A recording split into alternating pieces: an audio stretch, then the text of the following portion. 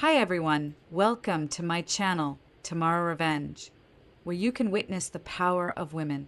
Please follow us to hear today's story. The Texas sun beat down on the driveway of my childhood home in San Antonio. The same relentless heat I remembered from 3 years ago. Nothing had changed about the two-story brick house with its neatly trimmed lawn, the porch swing where Mom used to read to us, or the basketball hoop where Dad taught me to shoot. Everything felt smaller now, diminished, like looking at a diorama of a life that no longer fit me. I adjusted the strap of my duffel bag, feeling the weight of it, not just the physical weight, but the 3 years of deserts and mountains, of encrypted communications and silent movements in the dark, of decisions that cost lives and save thousands more, all contained in one bag, all hidden beneath a standard-issue Army uniform with a single silver bar on each shoulder. First Lieutenant, at least. That's what the uniform said. The front door swung open before I could reach for the knob. My mother stood there, her hand flying to her mouth. Ella? Oh my God. Ella. Hi, Mom. I dropped my bag and let her crush me in a hug that smelled like lavender and the same fabric softener she'd used since I was a kid. Over her shoulder, I saw my father approaching more slowly, his eyes taking me in with that careful, analytical look he'd always had. You're late, he said, though he wrapped me in a stiff hug. We expected you yesterday. Flight delays, I said, which was true, if incomplete. The truth involved a last-minute debriefing at a secure facility outside D.C., a helicopter ride, and a commercial flight booked under a name that wasn't quite mine. But that wasn't the story I was here to tell. My sister, Chloe, appeared in the doorway behind them, a wine glass dangling from her fingers. She looked exactly as she had in the Instagram photos I'd occasionally glimpsed during rare moments of satellite connectivity. Perfectly highlighted blonde hair, designer casual clothes, the diamond engagement ring she'd proudly texted me about 6 months ago, glittering on her finger. Her eyes swept over me, pausing at my shoulders, and a smirk touched her lips. Well, look who finally decided to grace us with her presence, Chloe said, her voice syrup-sweet. 3 years, and you couldn't manage a promotion past. What is that? A butter bar? She gestured with her wine glass toward my shoulder. A first lieutenant? Seriously, Ella. Chloe, my mother chided half-heartedly, but she was looking at my uniform too, a faint crease between her eyebrows. It's good to see you too, Chloe, I said, keeping my voice neutral. 3 years of maintaining cover in places where a single slip could get you killed had given me a certain proficiency at hiding what I felt. Come in, my mother said, tugging me inside. The house was exactly as I remembered. The same floral sofa, the same family photos on the wall, the same faint smell of lemon polish. Everything in its place, everything orderly, everything normal. My duffel bag looked alien sitting by the front door, a piece of a different world dragged into this one. So, my father said as we moved to the living room, 3 years. We got your letters. When you could send them, the logistics department must keep you busy. I nodded, taking the armchair while my parents settled on the sofa. Chloe remained standing, leaning against the doorway as if observing a mildly interesting exhibit. Yes, sir. Mostly supply chain management, coordination. It's important work. Important work, Chloe repeated, taking a sip of her wine. Coordinating shipments of toilet paper and MREs to forward bases? How noble. Chloe, that's enough, my father said, but his heart wasn't in it. He was looking at me, his eyes searching mine. We had hoped. Well, your grandfather was a colonel. Your great-uncle made brigadier general. We thought with your academy record. I know, Dad. I kept my hands loose in my lap, the way I'd been trained to do in interrogations, non-threatening, open. The needs of the Army don't always align with family expectations. So it's the Army's fault you're still a lieutenant? Chloe asked, her eyebrows arched. Not your own lack of ambition or talent. Chloe Marie. My mother's voice held real anger this time. Your sister just got home. Show some respect. Respect?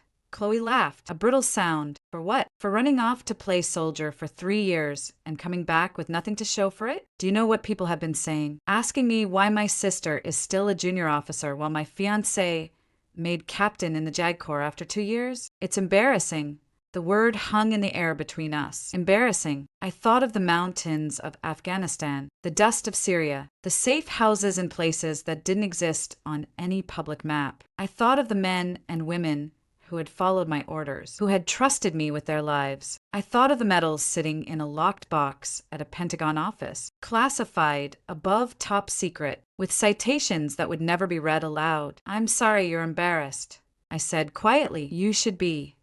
Chloe shot back, pushing off from the doorway. "You had every opportunity. West Point graduate, top of your class, and you end up pushing paper in some logistics office while real soldiers are doing real work. It's pathetic." "That's enough." My father stood, his face flushed. "We will not have this at the dinner table. Ella is home. That's what matters." But I could see it in his eyes, too, the disappointment, the confusion, the unspoken question. What happened to our star daughter, the one who was supposed to continue the family's military tradition with honor?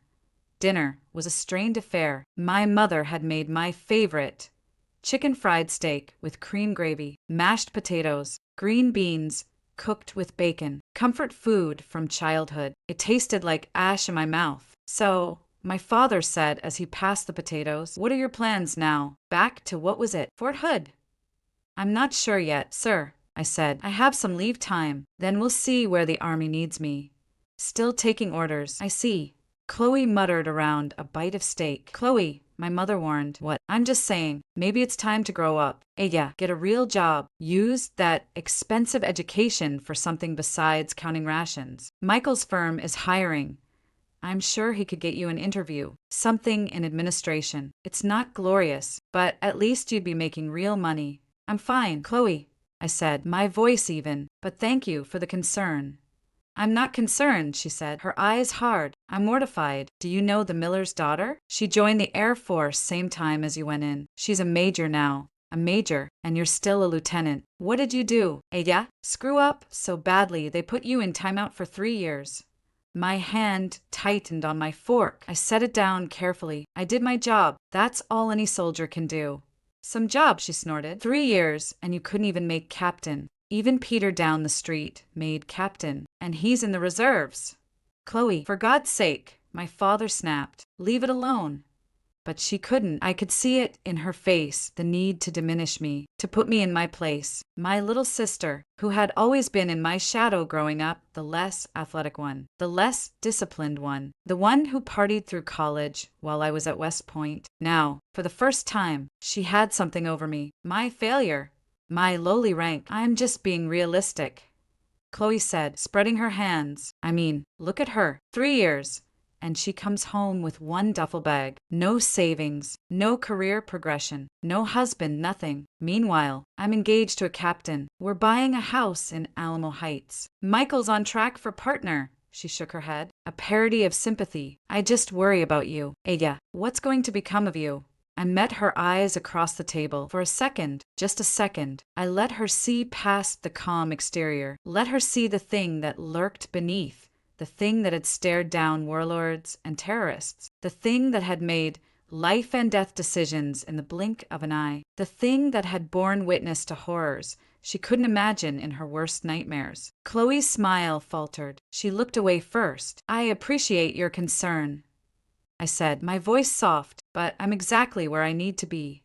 The rest of the meal passed in stiff small talk, my parents asking cautious questions about my non-existent logistics job, Chloe interjecting with comments about her wedding plans, her house, her perfect life. I answered when required, deflected when necessary, and counted the minutes until I could retreat to my old room. It was exactly as I'd left it 3 years ago. The same blue comforter, the same trophies on the shelf from track and field, the same posters of fighter jets on the wall, a teenager's room, a ghost's room. I set my duffel bag on the bed and unzipped it. Beneath the folded uniforms was a small, locked metal case. I keyed in the combination and opened it. Inside, nestled in foam, was a pistol, a SIG Sauer P. 320, standard issue for certain units. Next to it were 3 encrypted phones, a satellite communicator, and a slim laptop that could survive a bomb blast. My real life, packed in a box smaller than a shoebox. I picked up one of the phones, powered it on, and typed a quick message. Arrived. Situation nominal. No flags. The reply came almost instantly. Acknowledged. Check-in 0800 tomorrow. Stay sharp. I powered down the phone and returned it to the case. Through the window, I could see the backyard where Chloe and I had played as kids. The oak tree we'd climbed. The swing set long since removed. A different world. A soft knock at the door. Ella, can I come in? My mother entered before I could answer. She hovered in the doorway, her eyes taking in the open duffel bag, the metal case, before settling on my face. "I'm sorry about Chloe," she said quietly. She's under a lot of stress with the wedding planning." "It's okay, Mom." "It's not." She came further into the room, sitting on the edge of the bed. "Your father, he's disappointed too, but not for the reasons Chloe said. He's proud of you, Ella. We both are. We worry. 3 years with so little contact. And now you come home and you seem different." "I am different," I said. "It's been 3 years. People change." "It's more than that." She reached out, touching my hand. "You seem harder, older, like you've seen things." I turned my hand over, gripping hers. "I'm fine, Mom. Really, just tired from the trip." She searched my face, and I could see the moment she decided not to push. The moment she chose the easy lie over the hard truth. "Well, you're home now. That's what matters. We'll have a nice visit, and you can figure out what's next." She patted my hand. "Get some rest. Breakfast at 8. "Sounds good." She left, closing the door softly behind her. I listened to her footsteps retreat down the hall. Then the murmur of voices from the living room. My father's low rumble. Chloe's sharper tones, arguing about me. Probably. I changed into a t-shirt and shorts, the civilian clothes feeling strange against my skin after years in uniform. As I lay in the dark, staring at the ceiling, the sounds of the house settling around me felt both familiar and alien. The creak of the floorboards, the distant hum of the refrigerator, the occasional car passing on the street outside. Normal sounds, civilian sounds. My mind, trained to constant vigilance, kept scanning for threats, listening for the click of a safety being released, the crunch of gravel under a boot, the distant whump of mortars. But there was only the quiet of a suburban Texas night. I thought about Chloe's words. Lowly rank, embarrassing, pathetic. A smile touched my lips in the darkness. If only she knew. If only any of them knew. But they couldn't. That was the whole point. The entire structure of my life for the past 3 years was built on secrecy, on lies of omission, on a story so mundane it was insulting. Logistics officer, paper pusher, a joke. The reality was written in blood and fire across 3 continents. The reality was in the men and women I'd led, the ones who'd come home and the ones who hadn't. The reality was in the classified citations, in the gratitude of nations that would never say my name aloud, in the silent acknowledgments in secure briefing rooms. First Lieutenant. The cover was so perfect because it was so plausible. Who would believe that a woman with a single silver bar on her shoulder had commanded a joint special operations task force? Who would believe that the logistics officer had planned and executed raids that toppled terrorist networks? Who would believe that the paper pusher had been personally decorated by the president in a ceremony so secret it wasn't even recorded? No one, especially not my family. I rolled over, punching the pillow into a more comfortable shape. Tomorrow, I'd start looking for an apartment. A few weeks to reconnect, to play the part of the prodigal daughter returned. And then I'd fade back into the shadows, back to the work that mattered, back to the war most people didn't know was being fought. My eyes were just drifting closed when I heard it, a car slowing outside. Not just slowing, but stopping. Engine cutting off. 2 doors opening and closing, not quite in sync. Instantly, I was awake and alert. The fog of near sleep burned away by adrenaline. I rolled out of bed, moving to the window without making a sound, peering through the blinds. I saw a dark sedan parked at the curb. No markings. 2 figures approaching the house, one in a police uniform, the other in a suit. Not local cops. The uniform was wrong. too crisp, too military in its bearing, and the suit moved with the deliberate gait of a federal agent. My heart rate kicked up, but my breathing stayed even. Assess, analyze, act. They were at the door now. I heard the doorbell ring, the chime echoing through the quiet house. Footsteps in the hall, my father, grumbling, the front door opening. Mr. Morgan. A voice, male, official. I'm Agent Miller, Federal Bureau of Investigation. This is Officer Jenkins. We're looking for your daughter, Ella Morgan. What's this about? My father's voice was sharp, alert. We need to speak with her regarding a matter of urgent national security. Is she here? I was already moving, not toward the door, toward the metal case on the bed. I opened it, my fingers finding the SIG, sour by touch. Magazine inserted, round-chambered, safety on. I tucked it into the waistband of my shorts at the small of my back, pulling my t-shirt over it. Then I picked up one of the encrypted phones and typed a 3-word message. Compromised. Stand by. The reply came immediately. Acknowledged. Protocol Gamma. Repeat. Protocol Gamma. Gamma. Observation only. No contact. No extraction unless absolutely necessary. Footsteps on the stairs. Multiple sets. My door burst open without a knock. My father stood there, his face pale. Behind him were the 2 men, the cop and the Fed. Ella Morgan? The Fed, Agent Miller, stepped forward. He was in his 40s, with a close-cropped haircut and eyes that missed nothing. I'm Special Agent Miller, FBI. This is Officer Jenkins. You need to come with us. On what charges? My voice was calm, but the voice I used in briefing rooms and battle zones. We'll discuss that downtown. He moved toward me, his hand going to his hip where his cuffs hung. I have rights. Agent Miller. I'm an officer in the United States Army. I'm entitled to know what I'm being arrested for. Arrested? My mother's voice from the doorway, shrill with panic. She pushed past my father. What's going on? Why are you arresting my daughter? Ma'am, please stand back. Officer Jenkins said, his hand resting on his sidearm. Ella. My father's eyes were locked on mine, begging for an explanation. It's okay, Dad. I kept my eyes on Miller. What's the charge? Miller's lips thinned. Treason, espionage, unauthorized disclosure of national defense information, conspiracy. Shall I go on? The words hung in the air. Monstrous, impossible. My mother made a small, choked sound. My father just stared, his mouth working soundlessly. And then Chloe appeared behind them, her face alight with a kind of horrified glee. Treason? Oh my God, I knew it. I knew there was something wrong. 3 years and no promotion? Of course, you're a traitor. Chloe, shut up, my father snapped, but his eyes never left mine. Ella, what is he talking about? I need to make a phone call. I said to Miller, ignoring my father. I have the right to an attorney. You'll get your phone call downtown. Miller said. He stepped forward, taking my arm. Turn around, hands behind your back.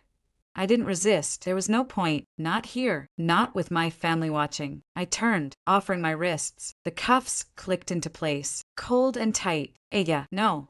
My mother surged forward, but my father held her back. Don't, I said, looking at her over my shoulder. It's okay. Just call the number I gave you. The emergency number. Do it now. What number? What are you talking about? My father's voice was breaking. The card in your desk. Top drawer. Call it. I locked eyes with him, putting every ounce of command I possessed into my gaze. Do it now. Dad, don't wait. Miller pulled me toward the door. Let's go.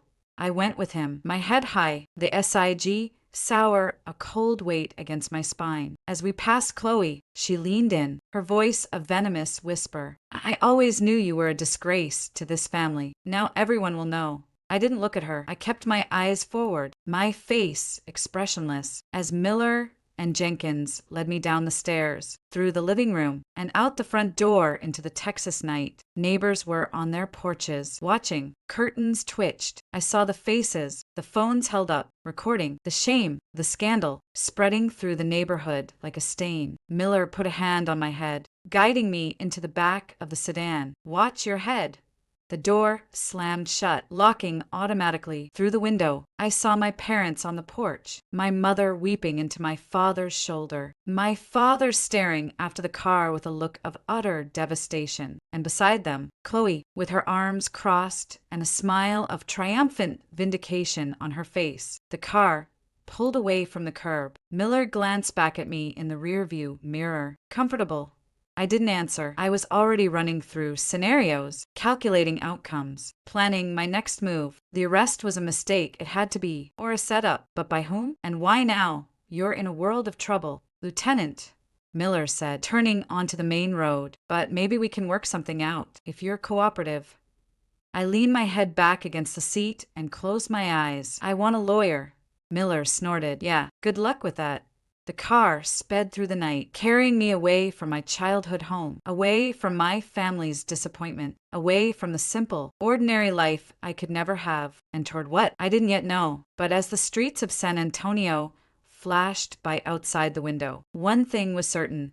The quiet homecoming was over. The war had followed me home. And this time, it wasn't in some distant desert or mountain range. It was here, in the place I was supposed to be safe, with the people I was supposed to protect. I opened my eyes, staring at my reflection in the darkened window. The woman looking back at me wasn't Ella Morgan, disappointed daughter and failed officer. She was someone else entirely, someone who had survived worse than this, someone who knew how to fight in the shadows. First lieutenant, I thought, a grim smile touching my lips. If they only knew. The car turned into a secure facility, gates swinging open, guards with rifles watching us pass. Miller parked, came around, and opened my door. End of the line. Lieutenant, let's go. I stepped out, the cuffs heavy on my wrists, and looked up at the building looming before us. A federal detention center, a place of questions and silence. Miller took my arm again, his grip firm. This way.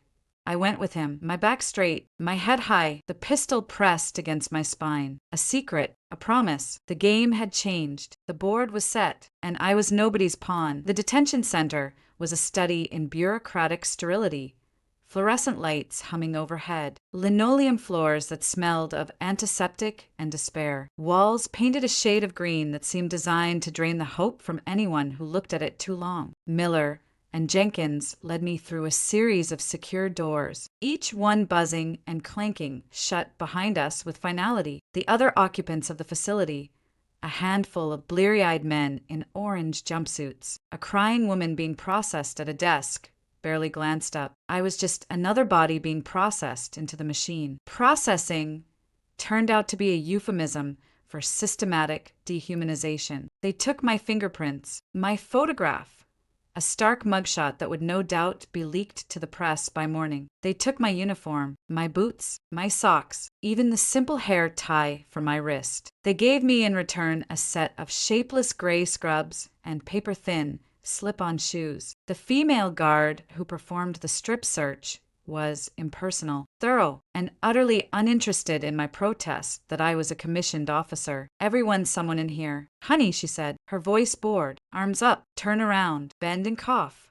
I complied, my mind detached, observing the procedure as if from a distance. This was a tactic. Degrade the subject. Establish dominance. I'd been on the other side of this process, in rooms in black sites overseas, watching terror suspects crumble under the weight of institutional indifference. Now I was the subject. The irony wasn't lost on me. They missed the SIG. The guard patted me down, but the pistol was tucked into the small of my back, hidden by the bulk of the scrub's waistband. A small victory, but a vital one. A weapon meant options. Options meant control. Finally, they led me to an interrogation room. It was a small, windowless cube with a metal table bolted to the floor and 2 chairs on either side. A mirror took up one wall, two-way glass. Obviously, a camera blinked a red light in the upper corner. Standard issue. Miller gestured to the chair. Have a seat, Lieutenant. I sat. The chair was cold, unforgiving metal, He left the cuffs on. Another power play. Jenkins leaned against the door, arms crossed, while Miller sat opposite me, placing a slim folder on the table. He didn't open it immediately. He just looked at me, letting the silence stretch. I knew this game too. Silence is a pressure. Most people rush to fill it, to explain, to plead, to bargain. I folded my hands on the table, the chain between the cuffs clinking softly, and waited. After a full minute,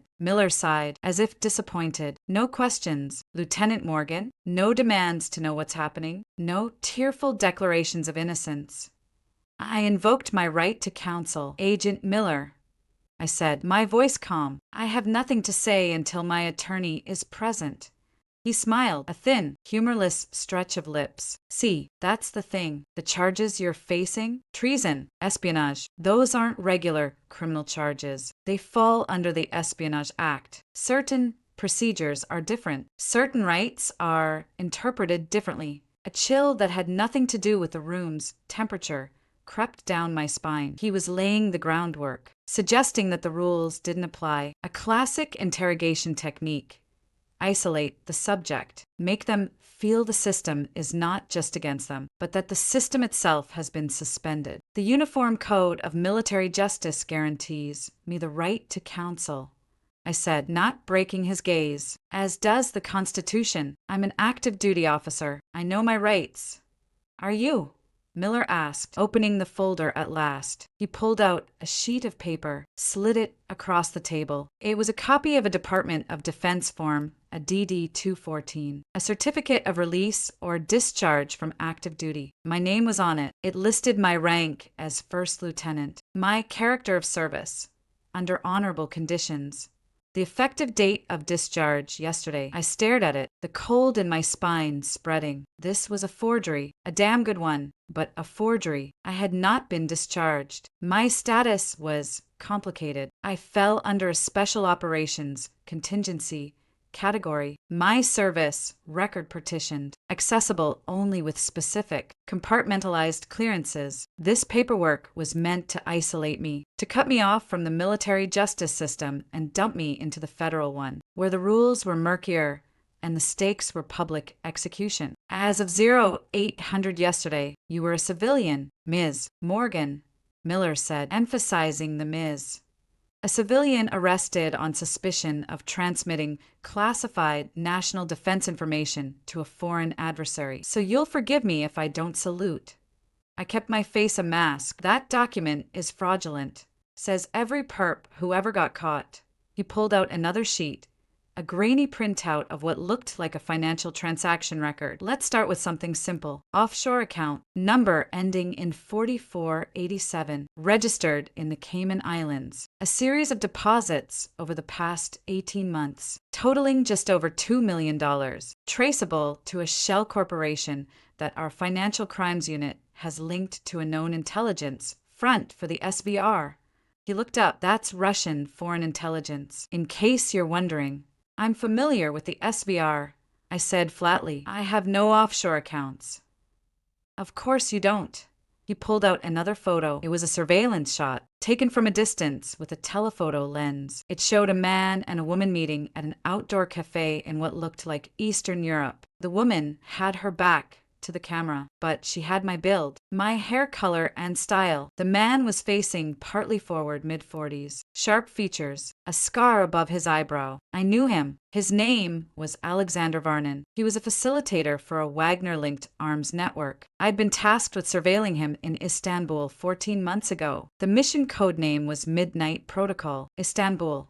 Miller said, tapping the photo. 14 months ago, you were on leave, according to your travel records. A nice little Mediterranean vacation. Except you weren't on the beach. You were having a cozy chat with Mr. Varnon here, a man with known ties to Russian military intelligence. What did you talk about, Lieutenant? The weather? Or maybe the disposition of U.S. Special Forces teams in Syria? The trap was clever. They'd taken a legitimate covert surveillance operation, one I'd led, and twisted it. They'd fabricated a narrative where I was the asset, not the hunter. They'd built a paper trail of lies that would be convincing to anyone who didn't have the clearances to know the truth. And the people with those clearances weren't likely to speak up, not for a burned operative. That was the cruel logic of the shadow world. Deniability was a one-way street. I have nothing to say, I repeated. Miller's patience snapped. He slammed his hand on the table, the sudden noise echoing in the small room. Stop with the robot act. You're looking at life in prison, or a lethal injection at Terre Haute. This is not a game. Who did you give the BlackRock files to? What did you tell them about Operation Phantom Strike? The names jolted me. BlackRock was the classification code word for the communications protocols of the Ghost Watch network, my network. Phantom Strike was a planned interdiction of a chemical weapon shipment in the Black Sea 6 months ago. Both were so far above top secret, they were in a vault inside a vault. For Miller to know those names meant one of two things. He had clearances he had no business having, or someone with those clearances was feeding him information. Poisoned information. This wasn't a mistake. This was a hit, a professional, well-researched, meticulously constructed hit. I leaned forward slightly, the cuffs scraping on the metal table. Agent Miller, I said, my voice low and precise. You have just uttered 2 classification code words that are compartmentalized under Special Access Program 407. Your security clearance, which I doubt exceeds top secret, does not grant you access to that information. By verbalizing those code words in an unsecured facility, you have committed a felony. So has everyone listening behind that glass. I tilted my head toward the mirror. The investigation into this breach will be fascinating. I look forward to reading it. For the first time, a flicker of something other than bored confidence crossed Miller's face. Uncertainty. He hadn't expected me to push back on the classification. He'd expected fear, confusion, pleading. He recovered quickly, but the crack was there. You think you're smart, he sneered. We have you dead to rights. We have the financials. We have the photos. We have a witness who is prepared to testify that you were the leak. A witness. That was new. I want to see this witness. You'll see him in court.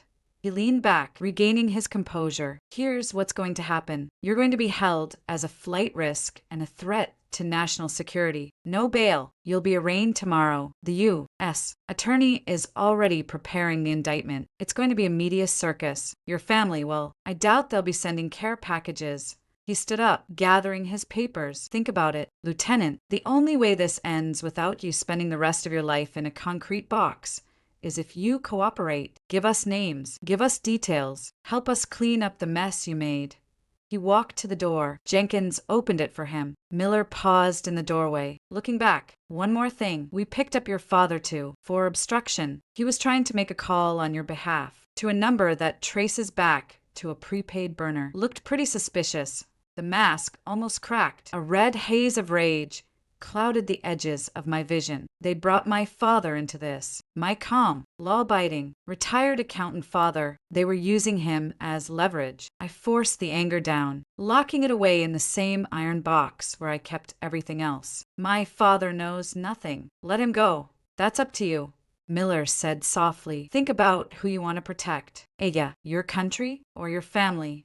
The door shut with a solid thunk, leaving me alone with the humming fluorescent lights and the unblinking red eye of the camera. I sat perfectly still, breathing slowly, in through the nose, out through the mouth. Assess, analyze, act. They had a narrative, a good one. Fake discharge papers to strip me of military protections, fabricated financials, doctored surveillance photos, a mysterious witness. They'd even grabbed my father to turn the screws. This was a multi-agency operation. FBI, probably DOJ, maybe even a corrupt element from inside my own community. They wanted me isolated, terrified, and ready to confess to anything. But they'd made mistakes. Mistake 1, mentioning BlackRock and Phantom Strike. That was a signal, intentional or not. Someone on the inside of the special access world was involved. This wasn't just a random frame-up by a rival agency. It was an inside job. Mistake 2, the witness. If they had a real witness, they'd have paraded him. The fact that they hadn't met the witness was either non-existent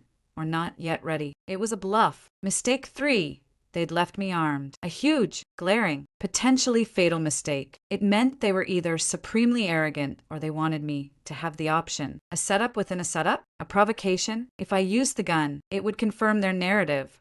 a traitor trying to shoot her way out. I closed my eyes, running through the protocols. Gamma was observation, but the situation had escalated. My family was now a target. My father was in custody. That might be enough to trigger the next phase, but I couldn't make the call. My comms were gone. I had to wait and hope that the people on the other end of my emergency number were watching and that they'd seen enough. The door opened again. It wasn't Miller. It was a different man, younger, with a kinder face and a paper cup of water in his hand. He set it on the table in front of me. "Thought you might be thirsty," he said, his voice gentle. "I'm Agent Coulson. I'm with the counterintelligence side. Different team than Miller."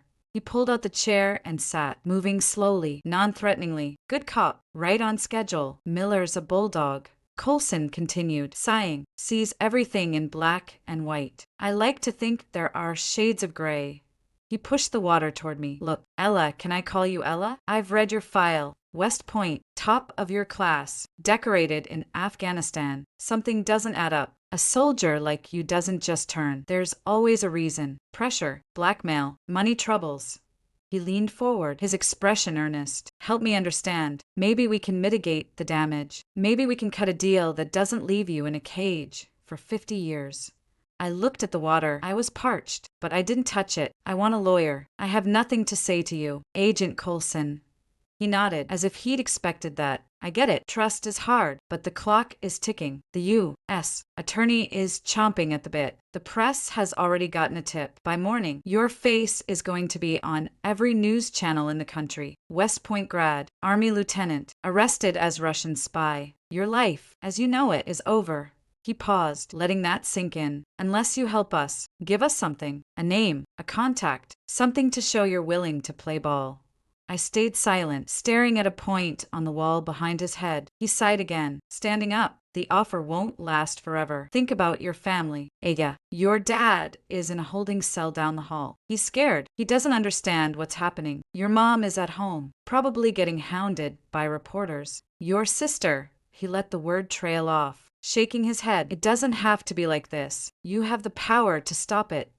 He left, leaving the water on the table. I didn't move for a long time. I let the script play out in my head. The bad cop, the good cop, the threats, the implied promises. It was textbook interrogation. Chapter 1. They were relying on shock, on isolation, on the crushing weight of the charges to break me quickly. What they didn't know was that I'd written parts of that textbook. I'd sat in rooms just like this one, in countries without extradition, and broken-hardened jihadists. I knew every tactic, every psychological pressure point. The key was not to fight the pressure, but to build an interior fortress so strong the pressure couldn't find a crack. My father, the thought of him in a cell, confused and frightened, was a physical pain in my chest. He'd called the number. He'd done what I asked, and they'd arrested him for it. That was my fault. I'd drawn him into my war. I pushed the guilt aside. Guilt was a luxury I couldn't afford. Emotion clouded judgment. I needed clarity. The red light on the camera stared at me. I stared back. Then, slowly, deliberately, I reached for the paper cup of water. I took a small sip. It was lukewarm and tasted of chemicals. I set it down, my cuffed hands making the movement awkward. Then I did the only thing I could do. I put my head down on my arms on the table, as if exhausted or defeated. It was a vulnerable pose. It was what they wanted to see. A broken subject, in the shelter of my own arms, hidden from the camera's view. I began to work. With my teeth, I caught the sleeve of the scrub shirt on my left arm. I tugged it up just an inch. There, on the inside of my forearm, was a tattoo. To most, it looked like a simple geometric design, interlocking triangles and circles. It was my concession to vanity after a mission in Jakarta, a moment of normalcy in an abnormal life. It wasn't just a tattoo. The dark ink contained subdermal microdots, etched with a laser at a level invisible to the naked eye. They were inert, passive, but if scanned with the correct frequency of light, a specific UV spectrum, they would reveal a string of alphanumeric codes, backup authentication markers, a last resort identity verification for when all other systems failed. I had no scanner, but the camera in the room might. If my people were watching, and if they had access to the feed, a big if, they could enhance the image, apply the filter, and read the code. It was a 1 in a million chance, but it was a chance. I held the pose, letting my body go slack, playing the part of the overwhelmed prisoner. I counted the seconds in my head. 1 Mississippi, 2 Mississippi. After 300 seconds, 5 minutes, the door opened again. Footsteps. Miller's voice, tinged with disgust. Get up. It's time for your new home. I lifted my head, feigning disorientation. Miller and Jenkins were there. Jenkins pulled me to my feet. Let's go. Cell Block C. You'll have a lovely view of the parking lot. They marched me out of the interrogation room, down another bland corridor, through a heavy metal door that led into the cell block. It was a row of individual cells with solid metal doors and a small, reinforced window at eye level. The air smelled of sweat, bleach, and despair. A few catcalls echoed from behind other doors as we passed. Word of a new inmate, a woman, traveled fast. They stopped at cell 7. Jenkins unlocked the door. It swung open with a metallic groan. "In you go," Miller said, giving me a slight shove. I stepped inside. The cell was about 6 by 8 feet, a concrete slab with a thin mattress, a stainless steel toilet with no lid, a small sink. The door clanged shut behind me, the lock engaging with a sound of finality. I was alone. I stood in the center of the cell, listening. The sounds of the detention center were muted here. A distant buzzer, the faint echo of a voice over an intercom. I walked to the door, looked out the small window. I could see a slice of the corridor and the blank face of the cell opposite. I turned and leaned against the cold, concrete wall, sliding down to sit on the floor. The gun pressed uncomfortably into my back. I shifted, adjusting it. Now came the hard part, the waiting. I thought about my parents, my mother's tear-streaked face, my father's confusion. I thought about Chloe's smug, vindictive satisfaction. I always knew you were a disgrace. A small, grim smile touched my lips. If only she knew. The irony was almost beautiful. She thought I was a failure, a lieutenant who'd squandered her potential. She had no idea that the failure she mocked had commanded more authority, made more consequential decisions, and held more secrets than the generals she probably pictured when she thought of military glory. The logistics officer had orchestrated the takedown of a nuclear smuggling ring. The paper pusher had authorized a drone strike that eliminated the mastermind of the Brussels airport bombing. The butter bar had a letter of commendation from the Director of National Intelligence locked in a safe, alongside the Distinguished Service Cross she'd never been allowed to wear in public. And now that butter bar was in a jail cell, accused of selling those very secrets to the enemy. The game was clear. Someone wanted me silenced, permanently. A public trial for treason would do that. Even if I was eventually exonerated, a big if, my career, my life, would be ashes. My family would be destroyed. The secrets I held would be dragged into the open, scrutinized, and possibly exposed in a courtroom, causing untold damage. This wasn't just an attack on me. It was an attack on the Ghost Watch program itself, on every asset, every officer, every operation I'd overseen. If I fell, the whole edifice might crumble. No, the thought was a cold, hard knot in my stomach. I will not fall. I heard footsteps approaching my cell, heavy, deliberate. They stopped outside my door. A key turned in the lock. The door swung open. It wasn't Miller or Jenkins or the good cop Coulson. It was a man I'd never seen before. He was in his 50s, with a military bearing despite his cheap suit. His hair was steel gray, cut short. His eyes were the pale blue of glacier ice. He held a tablet computer in one hand. "Lieutenant Morgan," he said. His voice was a low rumble, devoid of inflection. "My name is John Price. I'm with the Defense Intelligence Agency. I'll be taking over your case." He stepped into the cell. The door remained open behind him. He didn't seem concerned that I might try to run. He looked at me the way a pathologist looks at a specimen. "The FBI's case is a circus," he said, tapping on his tablet. "Bad paperwork, shoddy forensics. They'll never make it stick." He looked up, those icy eyes pinning me. "But I'm not here about their case. I'm here about mine." He turned the tablet around. On the screen was a satellite image. It showed a compound in a desert region. The timestamp was 9 months ago. The location was eastern Syria. Operation Silent Scorpion. Price said, a joint CIA/SOF raid on a high-value target. The objective was to capture or kill Abdul Malik al-Shishani, a financier for half a dozen terror groups. The raid was a disaster. The target was gone. The team walked into an ambush. 12 good men died. 3 more were captured and beheaded on video a week later. I knew the operation. I knew it intimately because Ghost Watch had provided the initial intel, and because, in the aftermath, I'd been the one to discover why it had gone wrong. The investigation concluded it was bad luck, a patrol in the wrong place at the wrong time. Price's voice was like stone grinding on stone, but I never believed in luck. I dug deeper. I found anomalies. Encrypted traffic from the region spiked 48 hours before the raid, a known signal for a warning. The warning came from inside our own communications net. He swiped the screen. Another image appeared, a complex graph of network nodes and data flows. It took me months, but I traced the leak. The point of origin was a secure terminal with access to Ghost Watch intelligence streams. Your intelligence streams, Lieutenant. The terminal was registered to a logistics coordination office at Fort Belvoir. Your cover office. He let that hang in the air. The accusation was more precise, more deadly than Miller's broad charges of treason. This was specific. This was 12 dead men. This was blood. I have no knowledge of a leak, I said, my voice steady despite the cold dread pooling in my gut. Of course you don't, Price said, almost smiling. It didn't reach his eyes. You're good, one of the best, from what I read in the sealed parts of your file. But everyone makes mistakes. Your mistake was getting greedy. The Russians paid you for the Black Rock protocols. But that wasn't enough, was it? You saw a chance for a bigger score. You sold the silent Scorpion raid. You sold those 12 men. He took a step closer. He was standing over me now. Miller thinks you're a traitor for money. I know you're a traitor for blood, and I'm going to prove it. The FBI wants a headline. I want justice, and I will rip your life apart, piece by piece, to get it.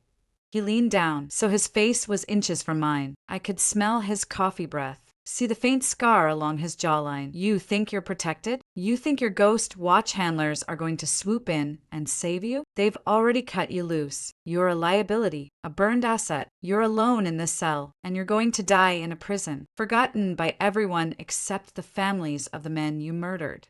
He straightened up, his expression reverting to that cold, detached mask. I'll be seeing you soon. Lieutenant, we have a lot to discuss. He turned and walked out of the cell. The door clanged shut. The lock turned. I was alone again, but the atmosphere had changed. Miller was a hammer. Price was a scalpel. He'd done his homework. He'd found a thread, a real thread, connecting a real disaster to my cover identity. And he was pulling on it. He was wrong about the motive, catastrophically wrong, but he was right about the connection. Someone had used my access, my cover, to betray that operation. The leak was real, the blood was real, and John Price, with his icy determination and his personal vendetta, was going to use that truth to bury me under a mountain of lies. For the first time that night, a sliver of genuine fear pierced through the analytical detachment. This wasn't just a frame-up. It was a poison arrow, tipped with a kernel of truth, and it was aimed straight at my heart. I closed my eyes, leaning my head back against the wall. The concrete was cold and unyielding. Somewhere, in a secure facility far from here, my fate was being decided. Would my people intervene, or had Price spoken the truth? Was I already written off, a sacrifice to protect the larger mission? The only thing I knew for certain was that the battle lines had been drawn, and I was trapped behind them, in a gray cell, with a hidden gun and a head full of secrets that were now a death sentence. Outside the small, thick window of my cell, the sky began to lighten from black to deep indigo. Dawn was coming, and with it, the world would wake up to the news that Ella Morgan, former West Point star, was a traitor. The humiliation my sister had mocked me for was just the beginning. The real shame was yet to come, and I was powerless to stop it. The sliver of indigo at the window slowly bled into the dull gray of a San Antonio dawn. I hadn't slept. Sleep was a vulnerability I couldn't afford in a cell, surrounded by unknowns. Instead, I had spent the hours in a state of controlled meditation, slowing my heart rate, conserving energy, and running scenarios. Price's words echoed in the silence. 12 good men died. I saw their faces sometimes, in the quiet moments between missions. Not just the 12 from Silent Scorpion, but all of them, the ones who didn't come back. Their ghosts were my constant companions, a gallery of the lost that lived behind my eyes. Price thought he could weaponize them against me. He had no idea they were already a part of my armor, a reminder of why the work and the secrecy mattered. The leak was the key. Someone had accessed a terminal under my cover identity and sent a warning. It was a brilliant, brutal move. It tied a verifiable catastrophe directly to me, giving the frame up the chilling ring of truth. To pull it off, they'd need three things: access to the Ghost Watch intelligence feed, knowledge of the Silent Scorpion operational timeline, and the ability to spoof my digital signature. That meant the enemy wasn't just outside. It was inside the wire. Someone with a high-level security clearance and a grudge, or an agenda. The sound of a heavy key turning in the lock broke my thoughts. The door swung open. A different guard stood there, older, with a weary face and a coffee stain on his shirt. "Morgan, lawyer's here. Conference room 3. Let's go." He didn't cuff me, a small mercy, or perhaps a sign they considered me sufficiently broken. I stood, my muscles protesting the hours on the hard floor, and followed him out. The gun was still a comforting, dangerous pressure against my spine. The conference room was a slight upgrade from the interrogation room.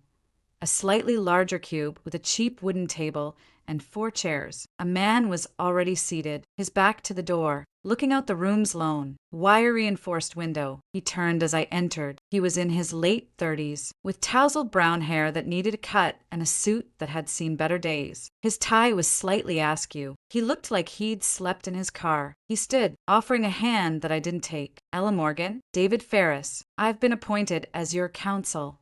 His handshake, when I finally took it, was firm, his eyes a sharp, intelligent brown that didn't match his rumpled appearance. He glanced at the guard hovering in the doorway. "We'd like some privacy." "Please." The guard grunted and pulled the door shut. David waited for the sound of footsteps to recede before he spoke again, his voice dropping to a low, urgent whisper. "Are you injured? Have you been mistreated?" "I'm fine," I said, sitting. "Who are you really?" A flicker of surprise, then a wry smile touched his lips. Right to the point. "I'm a JAG officer, Captain David Ferris, currently assigned to the office of the Judge Advocate General. I was ordered to take your case 2 hours ago." "Ordered by whom?" "Through channels," he said, his eyes holding mine. "Channels that get very upset when one of their own is thrown to the wolves by the FBI, especially on fabricated charges. So, the cavalry had arrived, or a scouting party, at least. Price. Duh, he's not fabricated. He's got a thread of something real."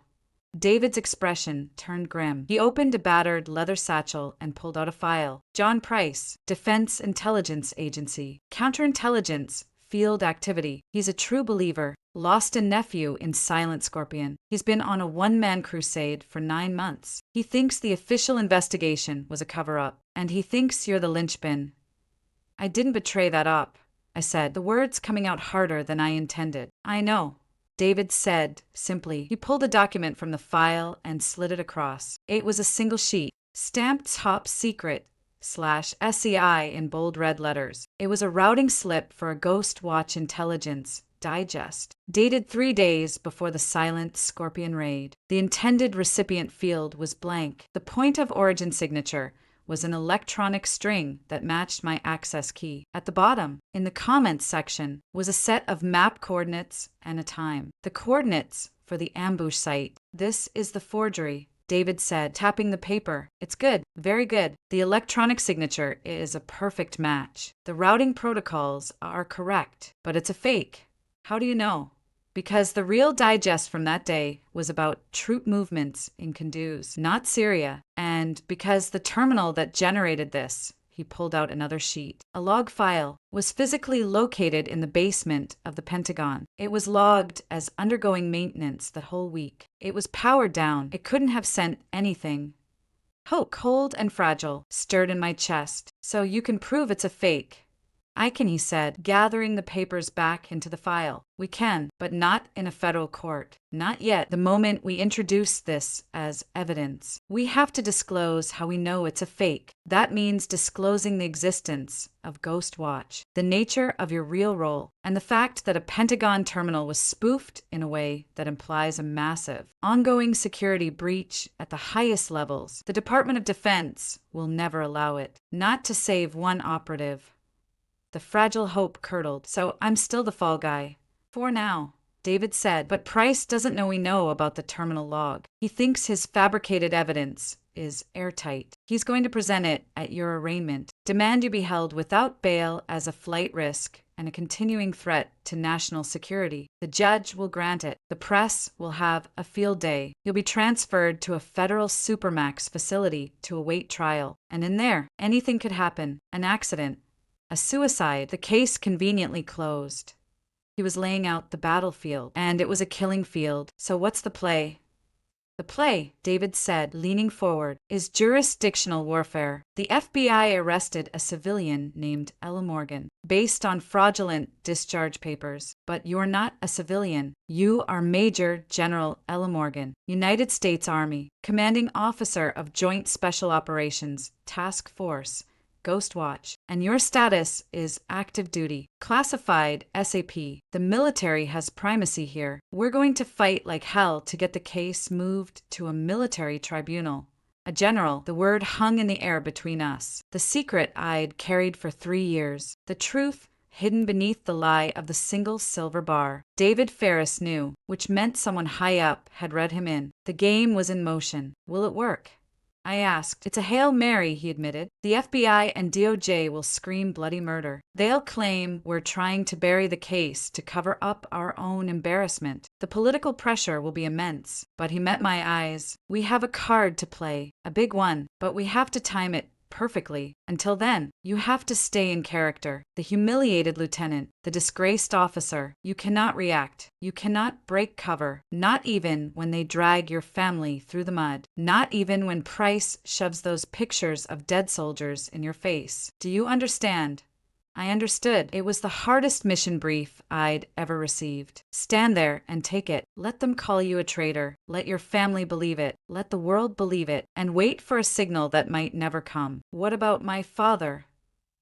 I asked, being processed for release as we speak. Misunderstanding. They'll drop the obstruction charge. It was just leverage, and it didn't work. He checked his watch. Arraignment is in 90 minutes. They're going to parade you in front of the cameras. Miller will give a press conference afterward, full of sound and fury. It's going to be ugly. He stood up, shouldering his satchel. I'll be there. I'll object. I'll argue. It won't do much good, but it'll be on the record. Remember, no matter what they say, no matter what they do, you say one thing and one thing only. I assert my rights under the Uniform Code of Military Justice and invoke the jurisdiction of a military tribunal. Can you do that? I can do that, I said, the soldier in me responding to a clear order. Good. He started for the door, then paused. One more thing. The SIG. They didn't find it in the search. A cold jolt went through me. He knew about the gun. Of course he did. No, a faint, grim smile. Keep it that way, and for God's sake, don't use it unless you have no other choice. It's not an escape plan. It's a last resort.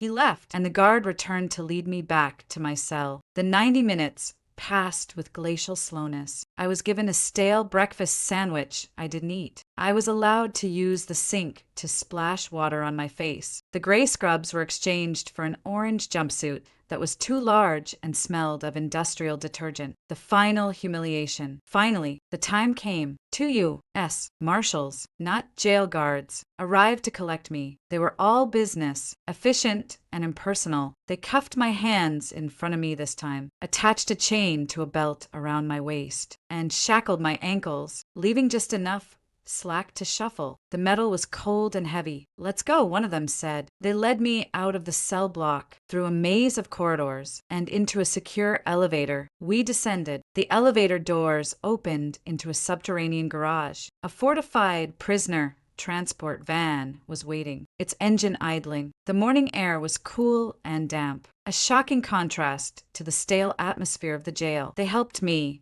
half lifted, really, into the back of the van. The interior was a metal box with a bench on either side. There were no windows. The door slammed shut with a sound of finality, plunging me into near darkness, save for a sliver of light from the mesh-reinforced window in the door. The van moved, its suspension groaning. I could feel it navigate out of the garage, up a ramp, and into the city. I couldn't see, but I could imagine it. The streets of San Antonio waking up, people heading to work, oblivious to the prisoner in the van, the traitor in their midst. The ride was short. 10 minutes later, the van stopped. I heard the crunch of gravel, then the sound of large doors closing. We were in another secure bay, probably beneath the federal courthouse. The doors opened. The marshals helped me out. We were in a stark, concrete holding area. More marshals stood around, talking in low voices. A female marshal stepped forward. "Morgan, this way." She led me to a small, tiled room with a mirror on one wall. "You've got 5 minutes. Fix your hair, or whatever." Her tone wasn't unkind, just weary. She stepped outside, leaving the door ajar. I looked at myself in the mirror. The woman staring back was a stranger. Pale face, dark circles under eyes that were too hard, too old. Her hair, usually pulled back in a tight, serviceable bun, was loose and tangled. The orange jumpsuit hung on her like a sack. The shackles glinted dully in the fluorescent light. The humiliated lieutenant, the disgraced officer. I took a deep breath, pulling the persona around me like a cloak. I let my shoulders slump slightly. I allowed a faint, uncertain tremor into my hands. I practiced looking defeated. From down the hall, I heard a commotion, a raised voice, familiar and shrill with outrage. "My right to be here. She's my sister. I demand to see her." Chloe, my stomach tightened. David Ferris had said it would be ugly. He hadn't prepared me for this. The door pushed open. The marshal looked pained. "Your sister is insistent, and she's with a news crew. Do you want to see her?" "You don't have to." A news crew, of course. Chloe wouldn't miss a chance to be on camera, to play the wronged, patriotic sister. It was too perfect. "It's fine," I said, my voice barely a whisper. The marshal nodded and stepped back. A moment later, Chloe swept in, followed by a cameraman and a blonde reporter with a microphone. A marshal tried to block them. "No cameras in the holding area." "It's a public building," the reporter shot back. "We have a right to document, ma'am. I'm going to have to ask you to leave." While they argued, Chloe strode up to me. She was dressed for television. A tailored navy blue dress, pearls, her makeup flawless. Her eyes were bright, not with tears, but with a kind of furious, gleeful energy. She stopped a foot away, her gaze raking over me. From the shackles on my feet to the tangled mess of my hair, a look of pure, unadulterated contempt twisted her pretty features. "Look at you," she hissed, her voice low enough that the camera probably wouldn't pick it up. "Just look at you, in an orange jumpsuit, like a common criminal." I said nothing. I just looked at the floor, playing my part. "All those years," she continued, her voice trembling with manufactured emotion. "Mom and Dad bragging about their West Point daughter, their hero, and it was all a lie. You're not a hero. You're a traitor." She spat the word. The reporter had won the argument, or at least stalled it. The camera was on us now, its red light glowing. The reporter held the microphone toward Chloe, her expression one of sympathetic concern. Chloe's performance shifted seamlessly into a public mode. A tear, perfectly timed, traced a path through her foundation. I don't understand. Aya, how could you do it? We gave you everything. This country gave you everything. And you sold us out? For what? Money. She shook her head, the picture of devastated betrayal. "I came here today to look you in the eye and tell you that you are not my sister anymore. You are a stranger. You are a stain on our family's name. I hope they throw you in a hole so deep you never see the light of day again." The marshals finally moved in, gently but firmly pushing the reporter and cameraman back. "That's enough. You need to leave."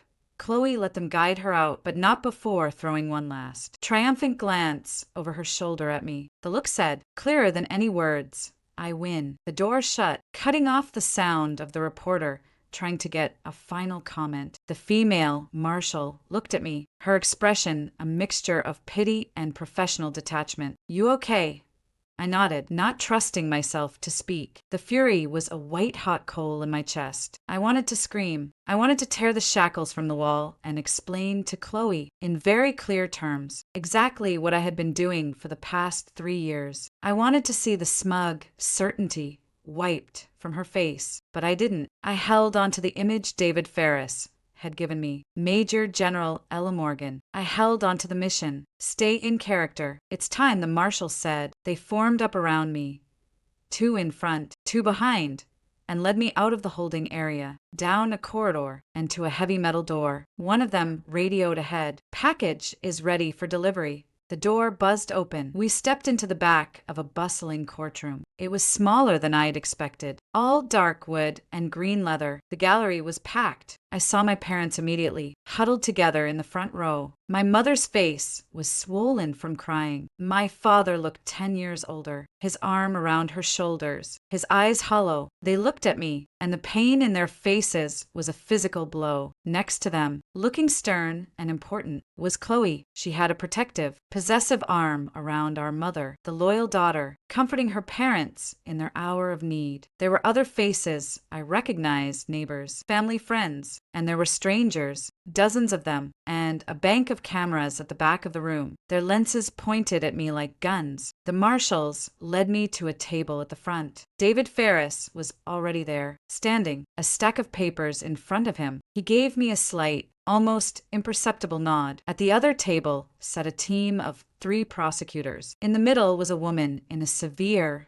black suit, her hair in a tight bun, the U.S. attorney. She didn't look at me. She was studying a legal pad, her expression one of focused intensity. To the side, in the first row of the gallery, I saw Agent Miller, looking satisfied, and next to him, John Price. His icy gaze was fixed on me, unwavering, like a predator watching its prey finally stumble into the trap. "All rise," the bailiff called out. "The United States District Court for the Western District of Texas is now in session. The Honorable Judge Harold Weston presiding." Judge Weston was a thin, hawk-faced man in his 60s. He took the bench with an air of bored authority, adjusting his robes as he sat. His eyes swept the room, pausing for a fraction of a second on me before moving on. "Be seated," he said, his voice dry as dust. "We are here for the arraignment of the United States versus Morgan. Case number 2026-3487. Will the defendant please rise?" The marshals helped me to my feet. The shackles clanked loudly in the sudden quiet of the courtroom. "Ella Morgan." The judge read from a paper before him. "You are charged in a sealed indictment with 1 count of conspiracy to commit espionage, 3 counts of espionage in the first degree, 4 counts of unauthorized disclosure of national defense information, and 1 count of treason against the United States. How do you plead?" A gasp rippled through the gallery. Treason, the word, spoken aloud in this formal setting, had a terrible, final weight. I saw my mother clap a hand over her mouth. My father closed his eyes. David Ferris stood. "Your Honor, before my client enters a plea, we have a critical jurisdictional matter. The defendant is not, as the indictment states, a civilian. She is an active duty officer in the United States Army. As such, any charges against her must be brought under the Uniform Code of Military Justice. We move to dismiss this proceeding for lack of jurisdiction and remand the matter to the proper military authorities." The U.S. attorney was on her feet before he finished. "Objection, Your Honor. This is a blatant attempt at forum shopping. The government has in its possession a DD Form 214, Certificate of Release from Active Duty, which clearly shows the defendant was honorably discharged as of yesterday. She is a civilian. This court has jurisdiction." Judge Weston steepled his fingers. "Counselor Ferris, the government seems to have documentation." "A forgery, Your Honor," David said, his voice ringing with confidence. "My client's military status is classified under Special Access Program 407. Her records are partitioned. The document the government possesses is a fraudulent artifact created as part of the very conspiracy to frame her. We are prepared to provide the court with verification from the Department of the Army, but such verification must be provided in camera, given the sensitive nature of the information." "Your Honor," the U.S. attorney snapped, "this is absurd. Counsel is peddling conspiracy theories to distract from the serious crimes his client is accused of. The people have a valid, unblemished DD 214. The defendant is a civilian. The motion is nothing but a delay tactic." Judge Weston looked from David to the prosecutor, his expression unreadable. The courtroom was utterly silent. The only sound the faint were of the camera lenses. "I'll see both counsel in my chambers," The judge said finally, "We'll discuss this matter of verification. Court is in recess for 15 minutes.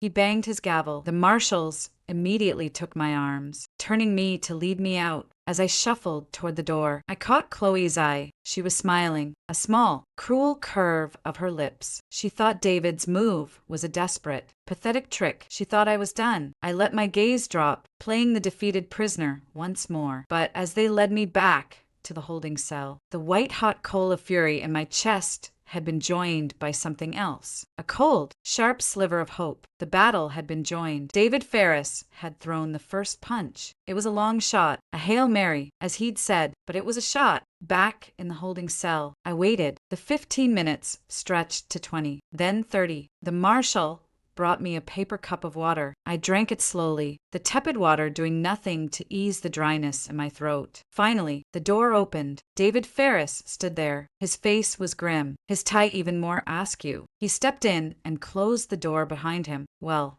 I asked, my voice hoarse. "The judge demanded verification from the Pentagon," David said, running a hand through his hair. "We provided a secure line, a point of contact." He spoke to a General Connolly at the Pentagon's Personnel Command, and General Connolly had no record of an Ella Morgan serving in any special access program. According to the Army's official records, you were discharged honorably as a first lieutenant, effective yesterday. The floor seemed to drop out from under me. "What?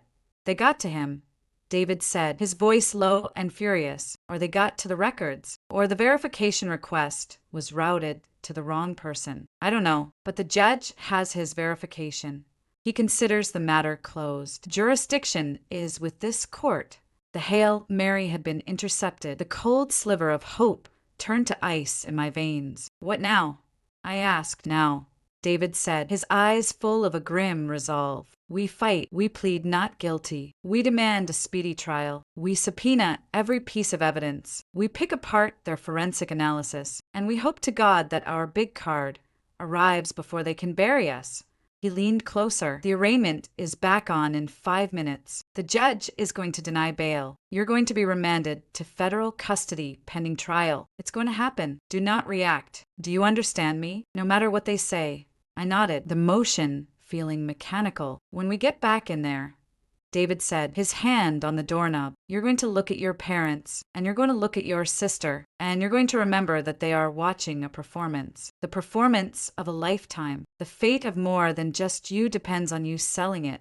He opened the door. The marshals were waiting. We walked back to the courtroom. The buzz of conversation died as I entered. All eyes were on me. My father's face was etched with despair. My mother was weeping silently into a tissue. Chloe was whispering something to the reporter next to her, her eyes bright. We took our places. Judge Weston re-entered the courtroom and took the bench. "The court has considered the defendant's motion regarding jurisdiction," he said, his voice echoing in the silent room. "Based on verification received from the Department of the Army, the court finds that the defendant, Ella Morgan, was lawfully discharged from military service and is a civilian. The motion to dismiss for lack of jurisdiction is denied." A murmur ran through the gallery. I kept my eyes fixed on the table in front of me. "We will now proceed with the arraignment. Ms. Morgan, how do you plead to the charges as read?"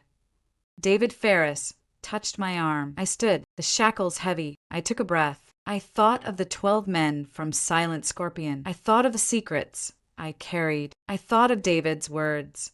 The performance of a lifetime. I lifted my head. I looked not at the judge, but at the bank of cameras at the back of the room. I let my voice, when it came, sound small, defeated, but clear. "Not guilty, Your Honor."